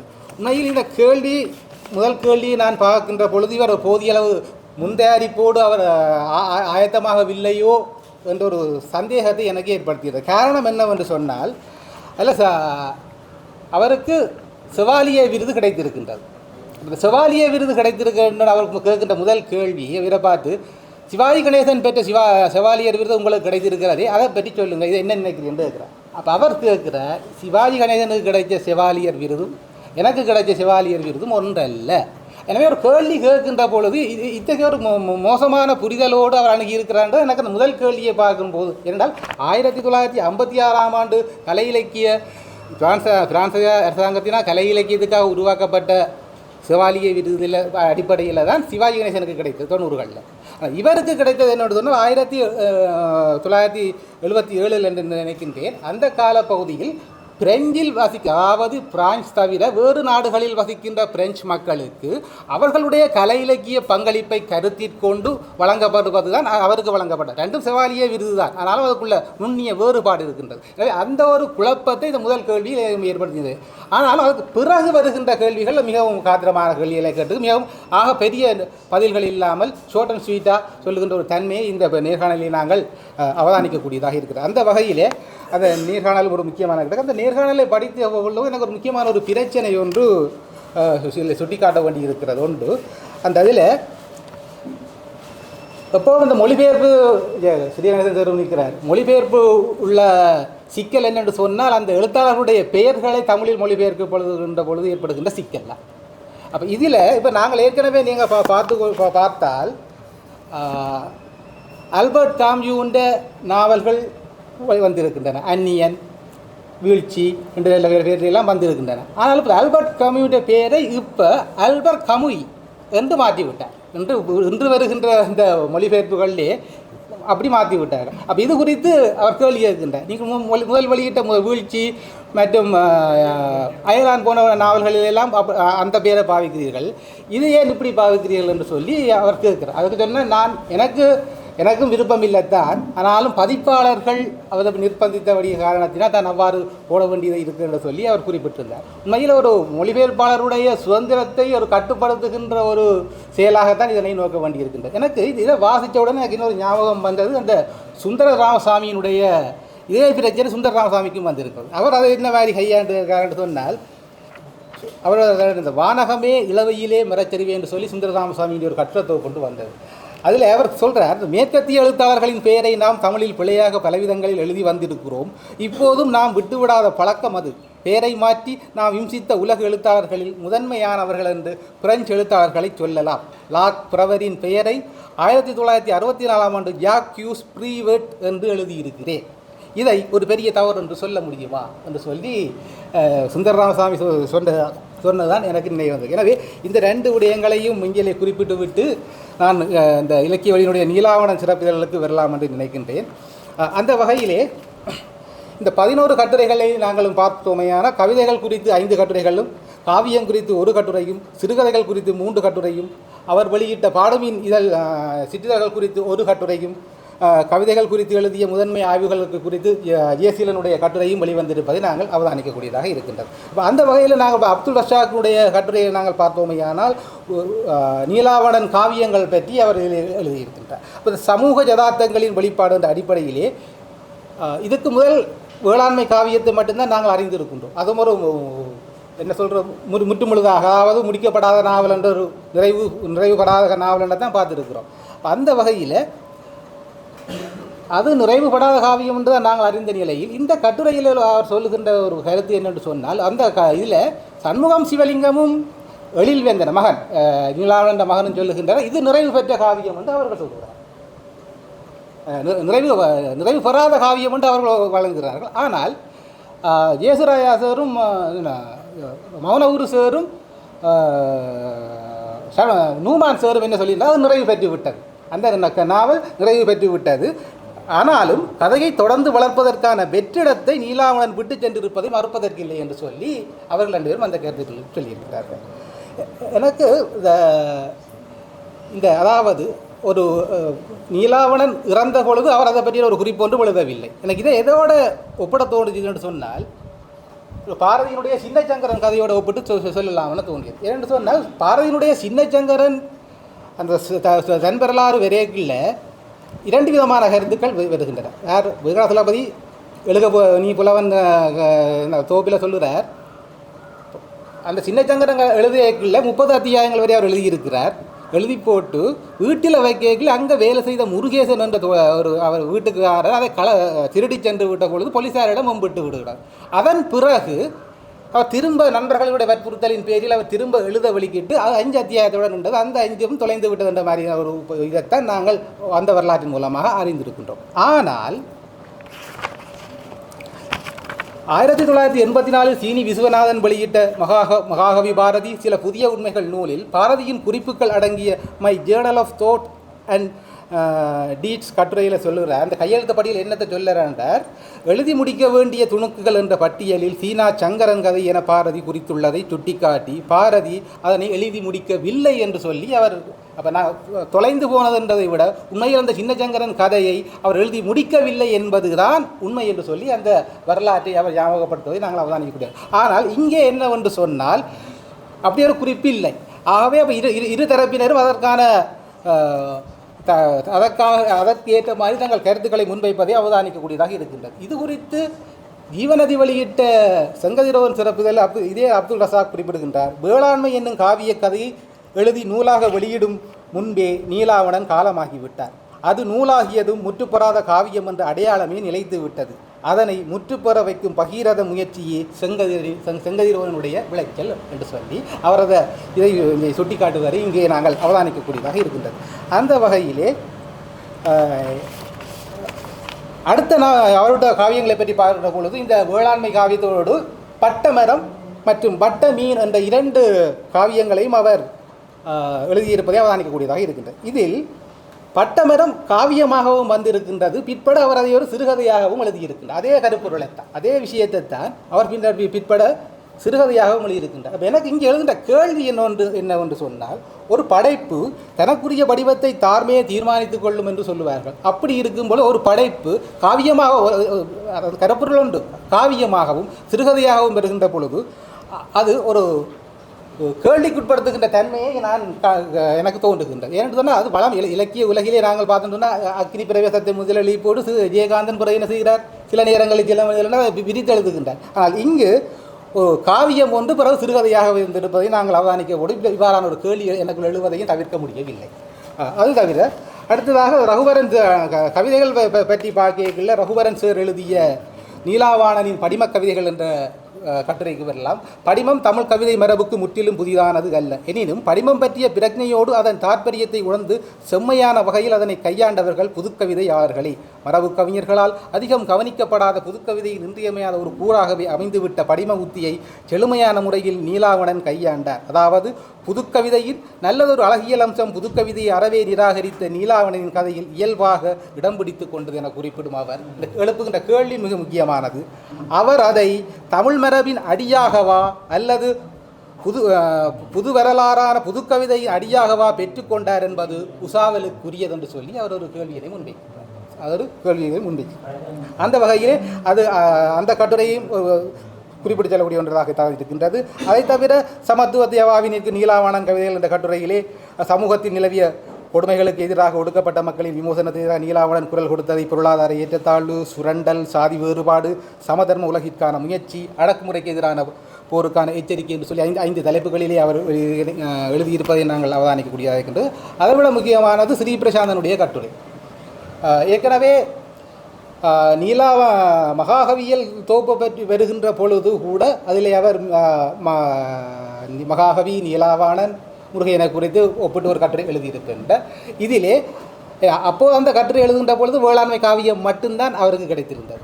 இப்பொழுது விரிவாக இந்த பார்வையை அவருடைய நீலாவணன் குறித்த பார்வையை நாங்கள் இந்த கட்டுரைகளிலே வாசிக்கக்கூடியதாக இருக்கின்றது. இந்த கட்டுரையினுடைய முக்கியமான 2 அவர் சொன்ன மாதிரி இந்த காதல் கவிதைகளை பற்றி சொல்கிறார். ஒருபுறம் காதற் கவிதைகள் எழுதுவது என்பது இலக்கிய விரோதம் என்பது போன்ற சிந்தனை தோன்றி ஈழத்து இலக்கிய உலகை பிணித்தாலும் தரமான காதற் படைப்புகளின் வளம் வந்த தனித்துவமான படைப்பாளி நீலாவணன் என்று குறிப்பிடுகிறார். இரண்டாவது, பொது உடைமையை தனது கருத்தியலாக வரித்து கொள்ளாதவர் என்பதும் ஆன்மீக தேடல் சார்ந்த கவிதைகளை படைத்தவர் என்பதும் காதற் கவிஞர் இயற்கை சார்ந்த கற்பனாவாதத்தில் ஈடுபட்டவர் என்பதும் நீலாவணன் சமுதாய சார்பு கவிதையை படைக்கவில்லை என்ற முடிவை தராது. அவர் சமகால இடதுசாரி படைப்பாளிகள் முற்போக்கு கவிஞர்கள் அளவுக்கு சமுதாயத்தை தன் படைப்புகளில் படைத்தவர் என்று சொல்லி முக்கியமான ஒரு தகவலையும் இந்த பதிவு செய்வதை அவதானிக்கக்கூடியதாக இருக்கின்றது.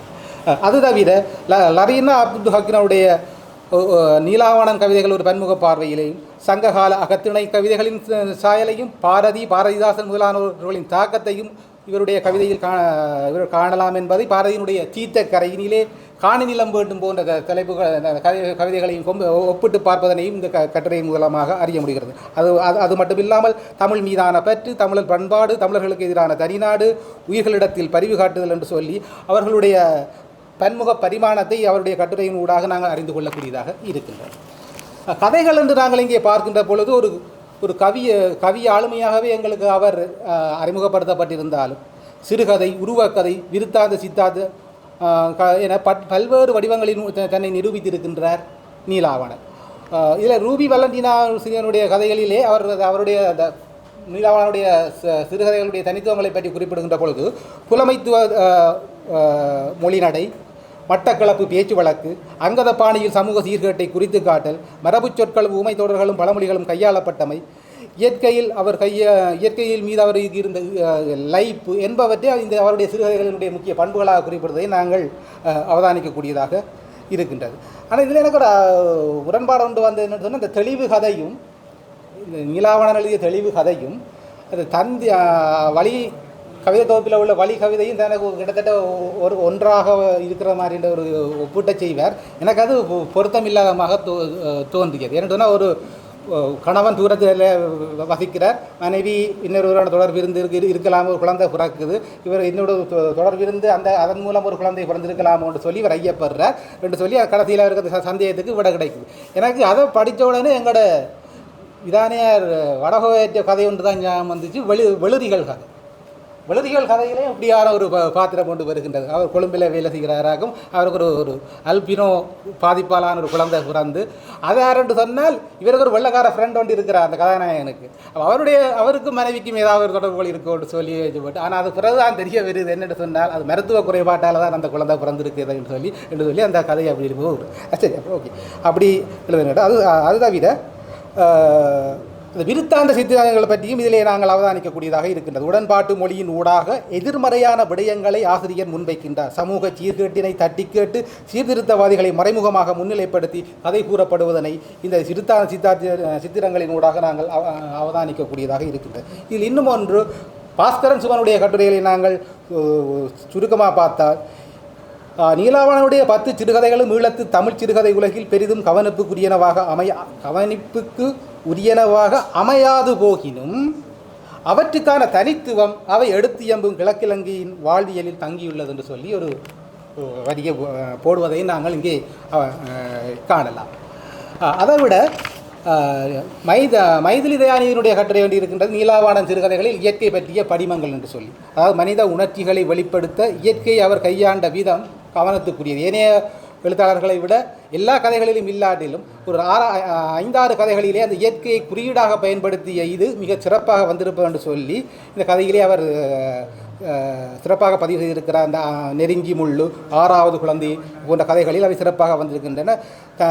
இல்லை, ஒரு கதை ஒன்று வருது, அந்த 6வது குழந்தை என்ற ஒரு கதை. தனது குடும்பத்துக்கு ஒரு ஒழுகாத ஒரு கூரை ஒன்றை அமைத்து கொடுக்க விரும்புகின்ற ஒரு குடியானவனுடைய வாழ்க்கையும் அந்த மழை காலத்தில் அவன் படுகின்ற அவஸ்தையும், அந்த கதைக்கு சமாந்தரமாக அந்த வீட்டில் வளர்கின்ற நாய் அந்த வெள்ளத்திலே தனது குட்டிகளை அடித்து செல்லப்படுவதையும், இருக்கிற ஒரு நாய்க்குட்டியையும் பசிக்கு தான் சாப்பிடுகின்றதையும் அந்த ஒப்பிட்டு ஒரு மழையை ஒரு குறியீடாக அற்புதமாக, அதாவது நன்மை தருவதும் மழைதான், தீமை தருவதும் மழைதான் விதத்தில் அந்த கதையை அவர்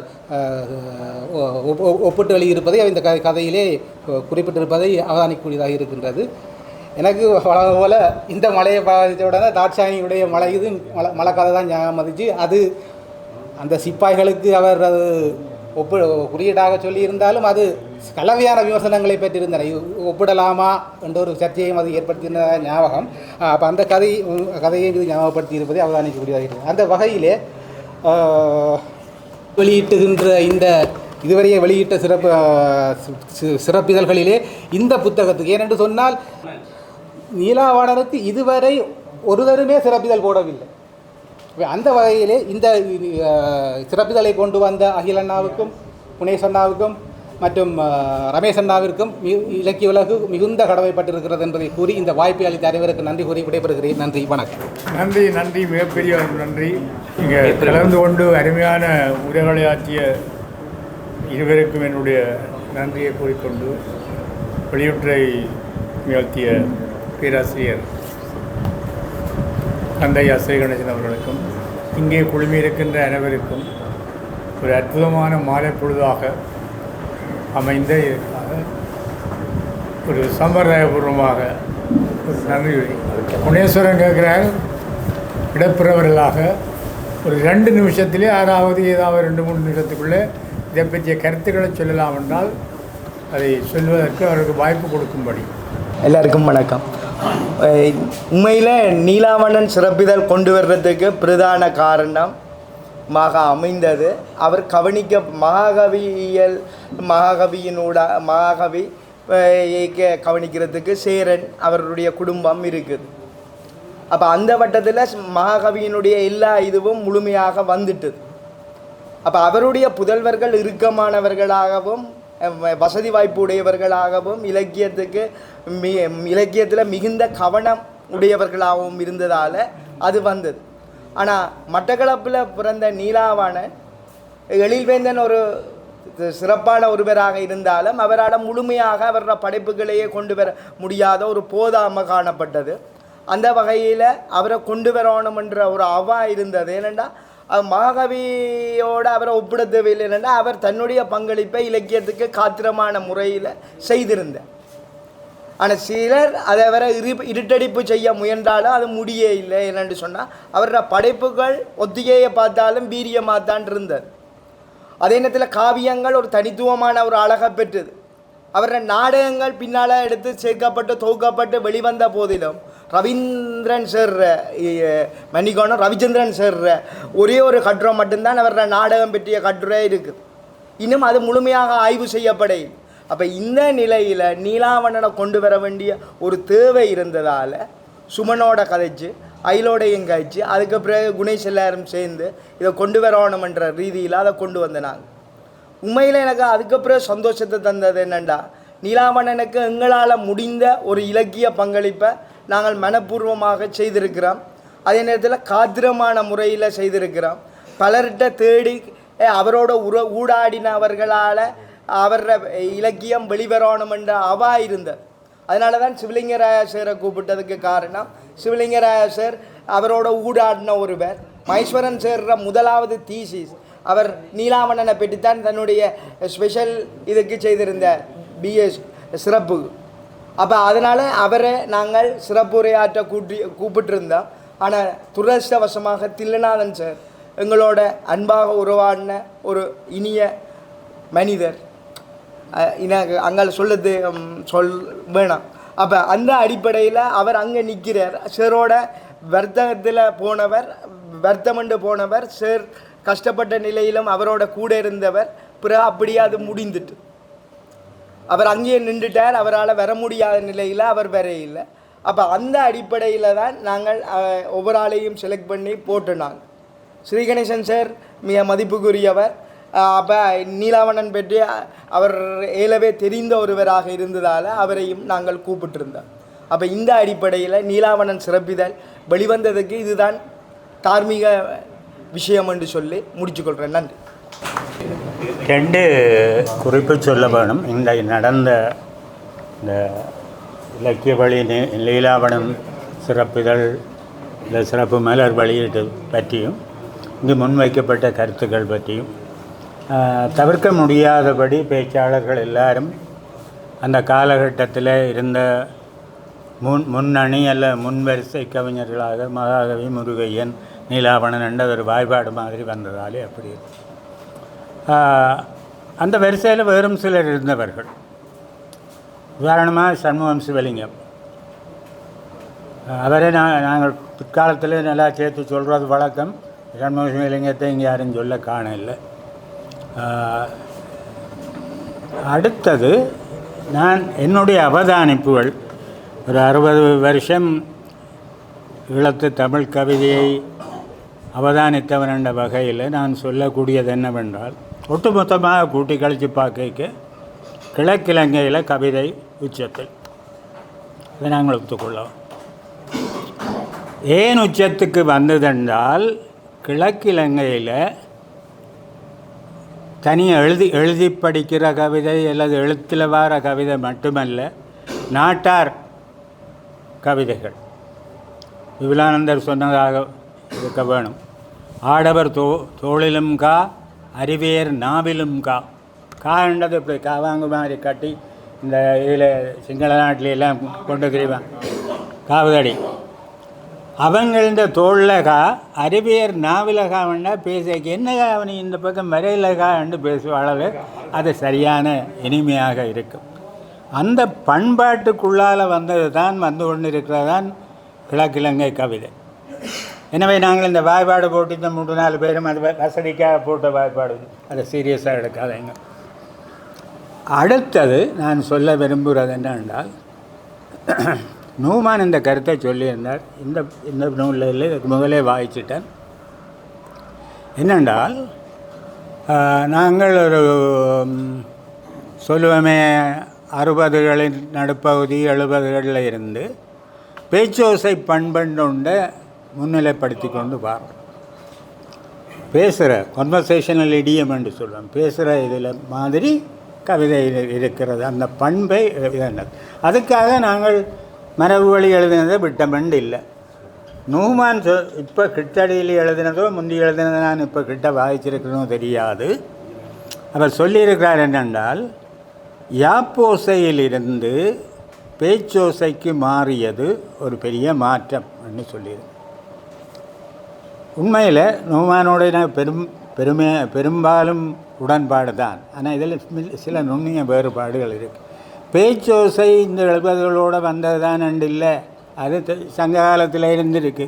சிறிய கட்பரினே எமக்கியும் மன்னே பெரிய கட்பரினின் யாம் பாட தாம் மகிழ்ந்துண்ணும் மன்னே என்று சங்க காலத்தில் பேசுகிற மாதிரி தான். நாடா கொன்றா காடா கொன்றா எவ்வளி ஆடவர் நலனே எவ்வளி ஆடவர் இது அவ்வளி நலனே வாழிய உலகன்னு சொல்ல எல்லாம் பேச்சோசை தான்.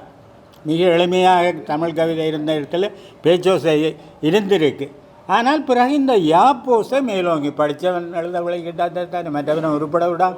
அப்போ அது யாப்பு தான் முதன்மையானது, இலக்கணம் சுத்தமான கவிதை தான் முதன்மையானதுன்னு அது வந்துட்டுது.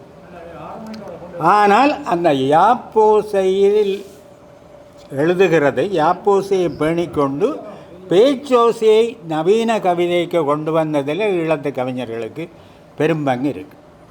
அது நான் சொன்ன நூமானுக்கும் இருக்குது, அல்லது மகாவிக்கு இருக்குது. பேச்சோசையை கொண்டு வந்த முதல்வராக கொண்டு வந்ததுன்னா அதை பயன்படுத்தின முதல்வராக சொல்லலாம். நீலாவணனுக்கு இது அற்புதமாக வந்தது. அதைத்தான் நாங்கள் சொல்லலாம். நான் சொன்னதோடைய ஒரு பிற்குறிப்பாக இடைப்பரவரில் இதையும் சேர்த்துக்கொள்ளுங்க. கிழக்கிழங்கையை சொல்லிக்க மூதூர் அந்த பகுதியையும் சேர்த்துக்கொள்ளுங்க. அங்கேயும் கவிதை ஓகோண்டு வந்தது. இன்றைக்கு யாரோ இவரை சொன்னீங்கள், மூதூர் வானானார் ஆசிரத்தினத்தை. அங்கே அவருடைய எழுத்தவர் சிறுகதை தான் எழுதினவர். அவரை பற்றி ஒரு மலரில், அது எந்த மலர் என்று எனக்கு நினைவு நிற்கிற இல்லை இப்போ, அந்த மலரில் வானானான்ற சிறப்பு மிக அருமையாக வந்திருக்கு. அதை தேடி எங்கேயாவது எடுக்கலாம். எனவே இந்த அவதானங்களை மட்டும் நான் சொல்கிறேன்.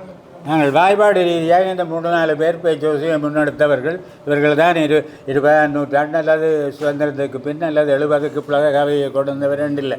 எத்தனையோ பேர் அழகாக செய்திருக்கிறார்கள். அதில் எந்த குறையும் இல்லை. இவர்களை பட்டியலிட்டு நாங்கள் மட்டுப்படுத்த வேண்டியதும் இல்லை. அவர்கள் முன்னணியில் இருந்தார்கள். இப்போ நான் சொன்ன உதாரணம் சண்முக சிவலிங்கம் எல்லாம் ஜெயசுராஜா எல்லாம் அதை பிரசுரித்திருக்கிறார் அந்த கவிதைகளை. அது அந்த சண்முக சிவலிங்கத்தை பற்றி யாரும் பேச காண இல்லை. ஆனால் அவர் மிக மிக யாப்பை பேணிக்கொண்டு பேச்சோசையை வேண்டாம் யாப்பை பேணாத மேலும் பேச்சோசையை கொண்டு வந்தவர்கள் இருக்கிறார்கள் என்ற இந்த பதிவை சொல்லி இந்த முயற்சிக்கு வாழ்த்து கூறி நன்றி கூறி அமைகிறேன். இந்த நிகழ்வை நிறைவுக்கு கொண்டு வரலாம். இலக்கிய வழி தொடர்ச்சியாக உரையாடலை நிகழ்த்தி வருகிறது சூம் வழியில். அதன் பின்னர் அந்த உரையாடலில் சில தெரிவு செய்யப்பட்ட உரையாடல்களை கட்டுரையாக பெற்று பின்னர் அதனை மலர்களில் இடம்பெற செய்கின்ற செயற்பாடு இருக்கிறது. ஏறத்தாழ ஒரு 50 வரையான உரையாடல் இதுவரை நடைபெற்றிருக்கும் என்று நான் நினைக்கின்றேன். ஆகவே முதலில் உரையாடுதல், பின்னர் உரையாடிய பின்னர் அந்த கட்டுரைகளை பெற்று அதை செம்மைப்படுத்தி அதை பின்னர் மலர்களாக கொண்டு வருதல். இது ஒரு அரையாண்டு சிறப்பிதழாகத்தான் இது கொண்டு வரப்பட்டிருக்கிறது. இதுவரை 7 இதழ்கள் வெளிவந்திருக்கின்றன. இங்கே முன்னர் குறிப்பிட்டது போல தமிழகம், புலம்பெயர் தேசம், மற்றது ஈழம் தொடர்படுத்தித்தான் இந்த இதழ்கள் வந்திருக்கின்றன. எல்லாவற்றுக்கும் முன்னதாக இந்த நிகழ்வை மிகச் சிறப்பாக தலைமையேற்று நடாத்தி கொண்டிருக்கிற எங்கள் பேராசிரியர் சிவலிங்கராஜா சார் அவர்களுக்கும், இங்கே உரை நிகழ்த்திய பேராசிரியர் கந்தையாசிரியர் கணேசன் அவர்களுக்கும், நண்பர்கள் ராஜேஷ் கண்ணன் மற்றும் விமலன் ஆகியோருக்கும் வணக்கத்தை தெரிவிப்பதோடு, இங்கே இந்த நிகழ்வில் இவ்வளோ நேரம் கலந்து கொண்டிருக்கின்ற நண்பர்கள் மற்றும் பெரியவர்கள் எழுத்தாளர்கள் எல்லோருக்கும் வணக்கத்தை தெரிவிப்பதோடு, அந்த 7 சிறப்பிதழ்களை நீங்கள் பார்த்தீங்கன்னு சொன்னால் ஜானகிராமன் சிறப்பிதழ், அதுக்கு பின்னர் கவிதை சிறப்பிதழ், அதற்கு பின்னர் சிறுகதை சிறப்பிதழ், சிறுகதை சிறப்பிதழ் வரைக்கும் சாந்தனுடைய சிறப்பு பக்கங்களை சேர்த்திருந்தோம். அதேபோன்று கவிதை சிறப்பிதழ் வந்தபோது எம்ஏ நுகுமான் அவர்களுடைய மிக விரிவான ஒரு நேர்காணல் ஒன்றை நாங்கள் நினைத்திருந்தோம். அதுக்கு பின்னர் தமிழகத்திலிருந்து பஞ்சாங்கம் சிறப்பிதழ், அதுக்கு பின்னர் மொழிபெயர்ப்பு சிறப்பிதழ் ஒன்று வந்திருந்தது. அதன் பின்னர் வாயசா ஜெயபாலன் சிறப்பிதழ், ஜெயபாலனை பற்றி ஒரு சூமுரையாடல் செய்து அதன் பின்னர் அந்த சிறப்பிதழ் இந்த இடத்திலே தான் அந்த இதழை கூட நாங்கள் அறிமுகப்படுத்தியிருந்தோம். இதற்கு முதல் வந்த சிறப்பிதழ் கூன அழகிரிசாமி சிறப்பிதழ், அதிலேயும் கூட ஞானசனுடைய நேர்காணல் இணைக்கப்பட்டிருக்கிறது. இறுதியாக இப்பொழுது நீலாவணன் சிறப்பிதழ். இந்த தெரிவுகள் கூட எவ்வாறு இந்த தெரிவு இடம்பெறுதுன்னு சொன்னால், நாங்கள் இந்த ஆசிரியர் குழு இந்த உரையாடலை நாங்கள் நிகழ்த்துவோம். அதில் யாரை அடுத்ததாக செய்யலாம், இப்போ இன்னொரு பட்டியல் ஒன்று இருக்குது, யாரை பற்றி உரையாடுறது, என்னென்ன மாதிரி சிறப்புகள் செய்யலாம். அப்போ இங்கே இருக்கக்கூடிய நீங்கள் நண்பர்களாக இருக்கக்கூடிய நீங்களோட சிலதை முதன்மைப்படுத்தலாம். இப்போ சோபாசர் சொன்னதை போல் சில படைப்பாளிகளை நாங்கள் இன்னும் கதைக்க வேண்டியிருக்கு. ஆகவே அவற்றை முதன்மைப்படுத்த நாங்கள் அவர்களை முதன்மைப்படுத்தி உரையாடலை செய்து அதன் பின்னர் அதை ஒரு சிறப்பிதழாக கொண்டிருக்க ஒரு முழுமை இருக்கும். அந்த வகையிலே தொடர்ச்சியாக இந்த இலக்கிய வழி பயணித்து கொண்டிருக்கிறது. இந்த இடத்திலே முதலிலே இந்த நிகழ்வை நாங்கள் செய்வதாக தீர்மானித்த போது இதற்கு சம்மதம் தெரிவித்த பேராசிரியர் சிவலிங்கராஜா சார் அவர்களுக்கும், ரமேஷ் குறிப்பிட்டது போல மகேஸ்வரன் சாரும் இதற்கு சம்மதம் தெரிவித்திருந்தார். தவிர்க்க முடியாத சூழல் எங்களுக்கு தெரியும். எங்களுடைய மூத்தோர் ஆளுமையாக இருக்கக்கூடிய அந்த பேராசிரியர் இழப்பு காரணமாக அவர் இந்த இடத்திலே பங்கு பெற்ற முடியாமல் போய்விட்டது. விமலனும் ராஜேஷ்கண்ணும் தங்களுக்குள் கலந்து பேசி இந்த கட்டுரைகளை பகிர்ந்தெடுத்து இங்கே உரையாற்றியது ஒரு வகையில் பேச்சாளர்களுக்கும் எங்களுக்கு கேட்பவர்களுக்கும் ஒரு இலகுவாக இருந்தது. ஏன்னா மூலம் கூறியது கூறலாக இல்லாமல் இருந்திருக்கும். அதைவிட நன்றி என்று வருகின்ற போது இந்த வகையில் இந்த நிகழ்விலே பேச்சாளர் கலந்து கொண்டு அவர்களுக்கு எல்லோருக்கும் நன்றியை தெரிவித்துக் கொள்வதோடு, எங்களோட புத்தகம் எங்களுடைய ஈழத்து இலக்கிய முயற்சிகளுக்கு கை கொடுக்கக்கூடிய ஒரு மிக முக்கிய ஒரு அமைப்பாக இருக்கின்றது. எங்கள் எல்லோராலும் சேர்ந்து அதை நாங்கள் பேணி கட்டி காத்து வருகின்றோம். அந்த வகையிலே இந்த எங்களோட புத்தகம் வசீகரன் அண்ணா அவர்களுக்கு நன்றியை தெரிவித்துக் கொள்கிறேன். அதோடு சேர்ந்து இங்கே பங்கு பற்றிய பெரியவர்கள் நண்பர்களுக்கு நன்றியை தெரிவித்துக் கொள்வதோடு, அந்த ஒளிப்படம் எடுத்த இங்கே அனுஜன் தொடர்ச்சியாக எங்களோடு இணைந்திருக்கின்றார். அதே போன்று எங்களோட புத்தகம் விஷ்ணுகன், இந்த நிகழ்விலே பல்வேறு உதவிகளை செய்த நண்பர்கள் எல்லோருக்கும் இந்த இடத்த நன்றியை தெரிவிப்பதோடு, அடுத்ததாக இந்த இலக்கிய வழி இன்னும் ஒரு 2 வேலை திட்டத்தை முன்வைத்திருக்கிறோம். ஒன்று இப்போ அடுத்ததாக இந்த மாதம் ராஜன் கிருஷ்ணன் பற்றிய இதுக்கு அடுத்த சிறப்பிதழ் ராஜன் கிருஷ்ணன் சிறப்பிதழ் வேற இருக்கிறது. அது பற்றிய 2 உரையாடல்கள் நடைபெற்று முடிந்து விட்டன. ஆகவே அந்த உரையாடலில் வந்தவற்றை கட்டுரையாக்க வேண்டிய அந்த தேவை இருக்கிறது.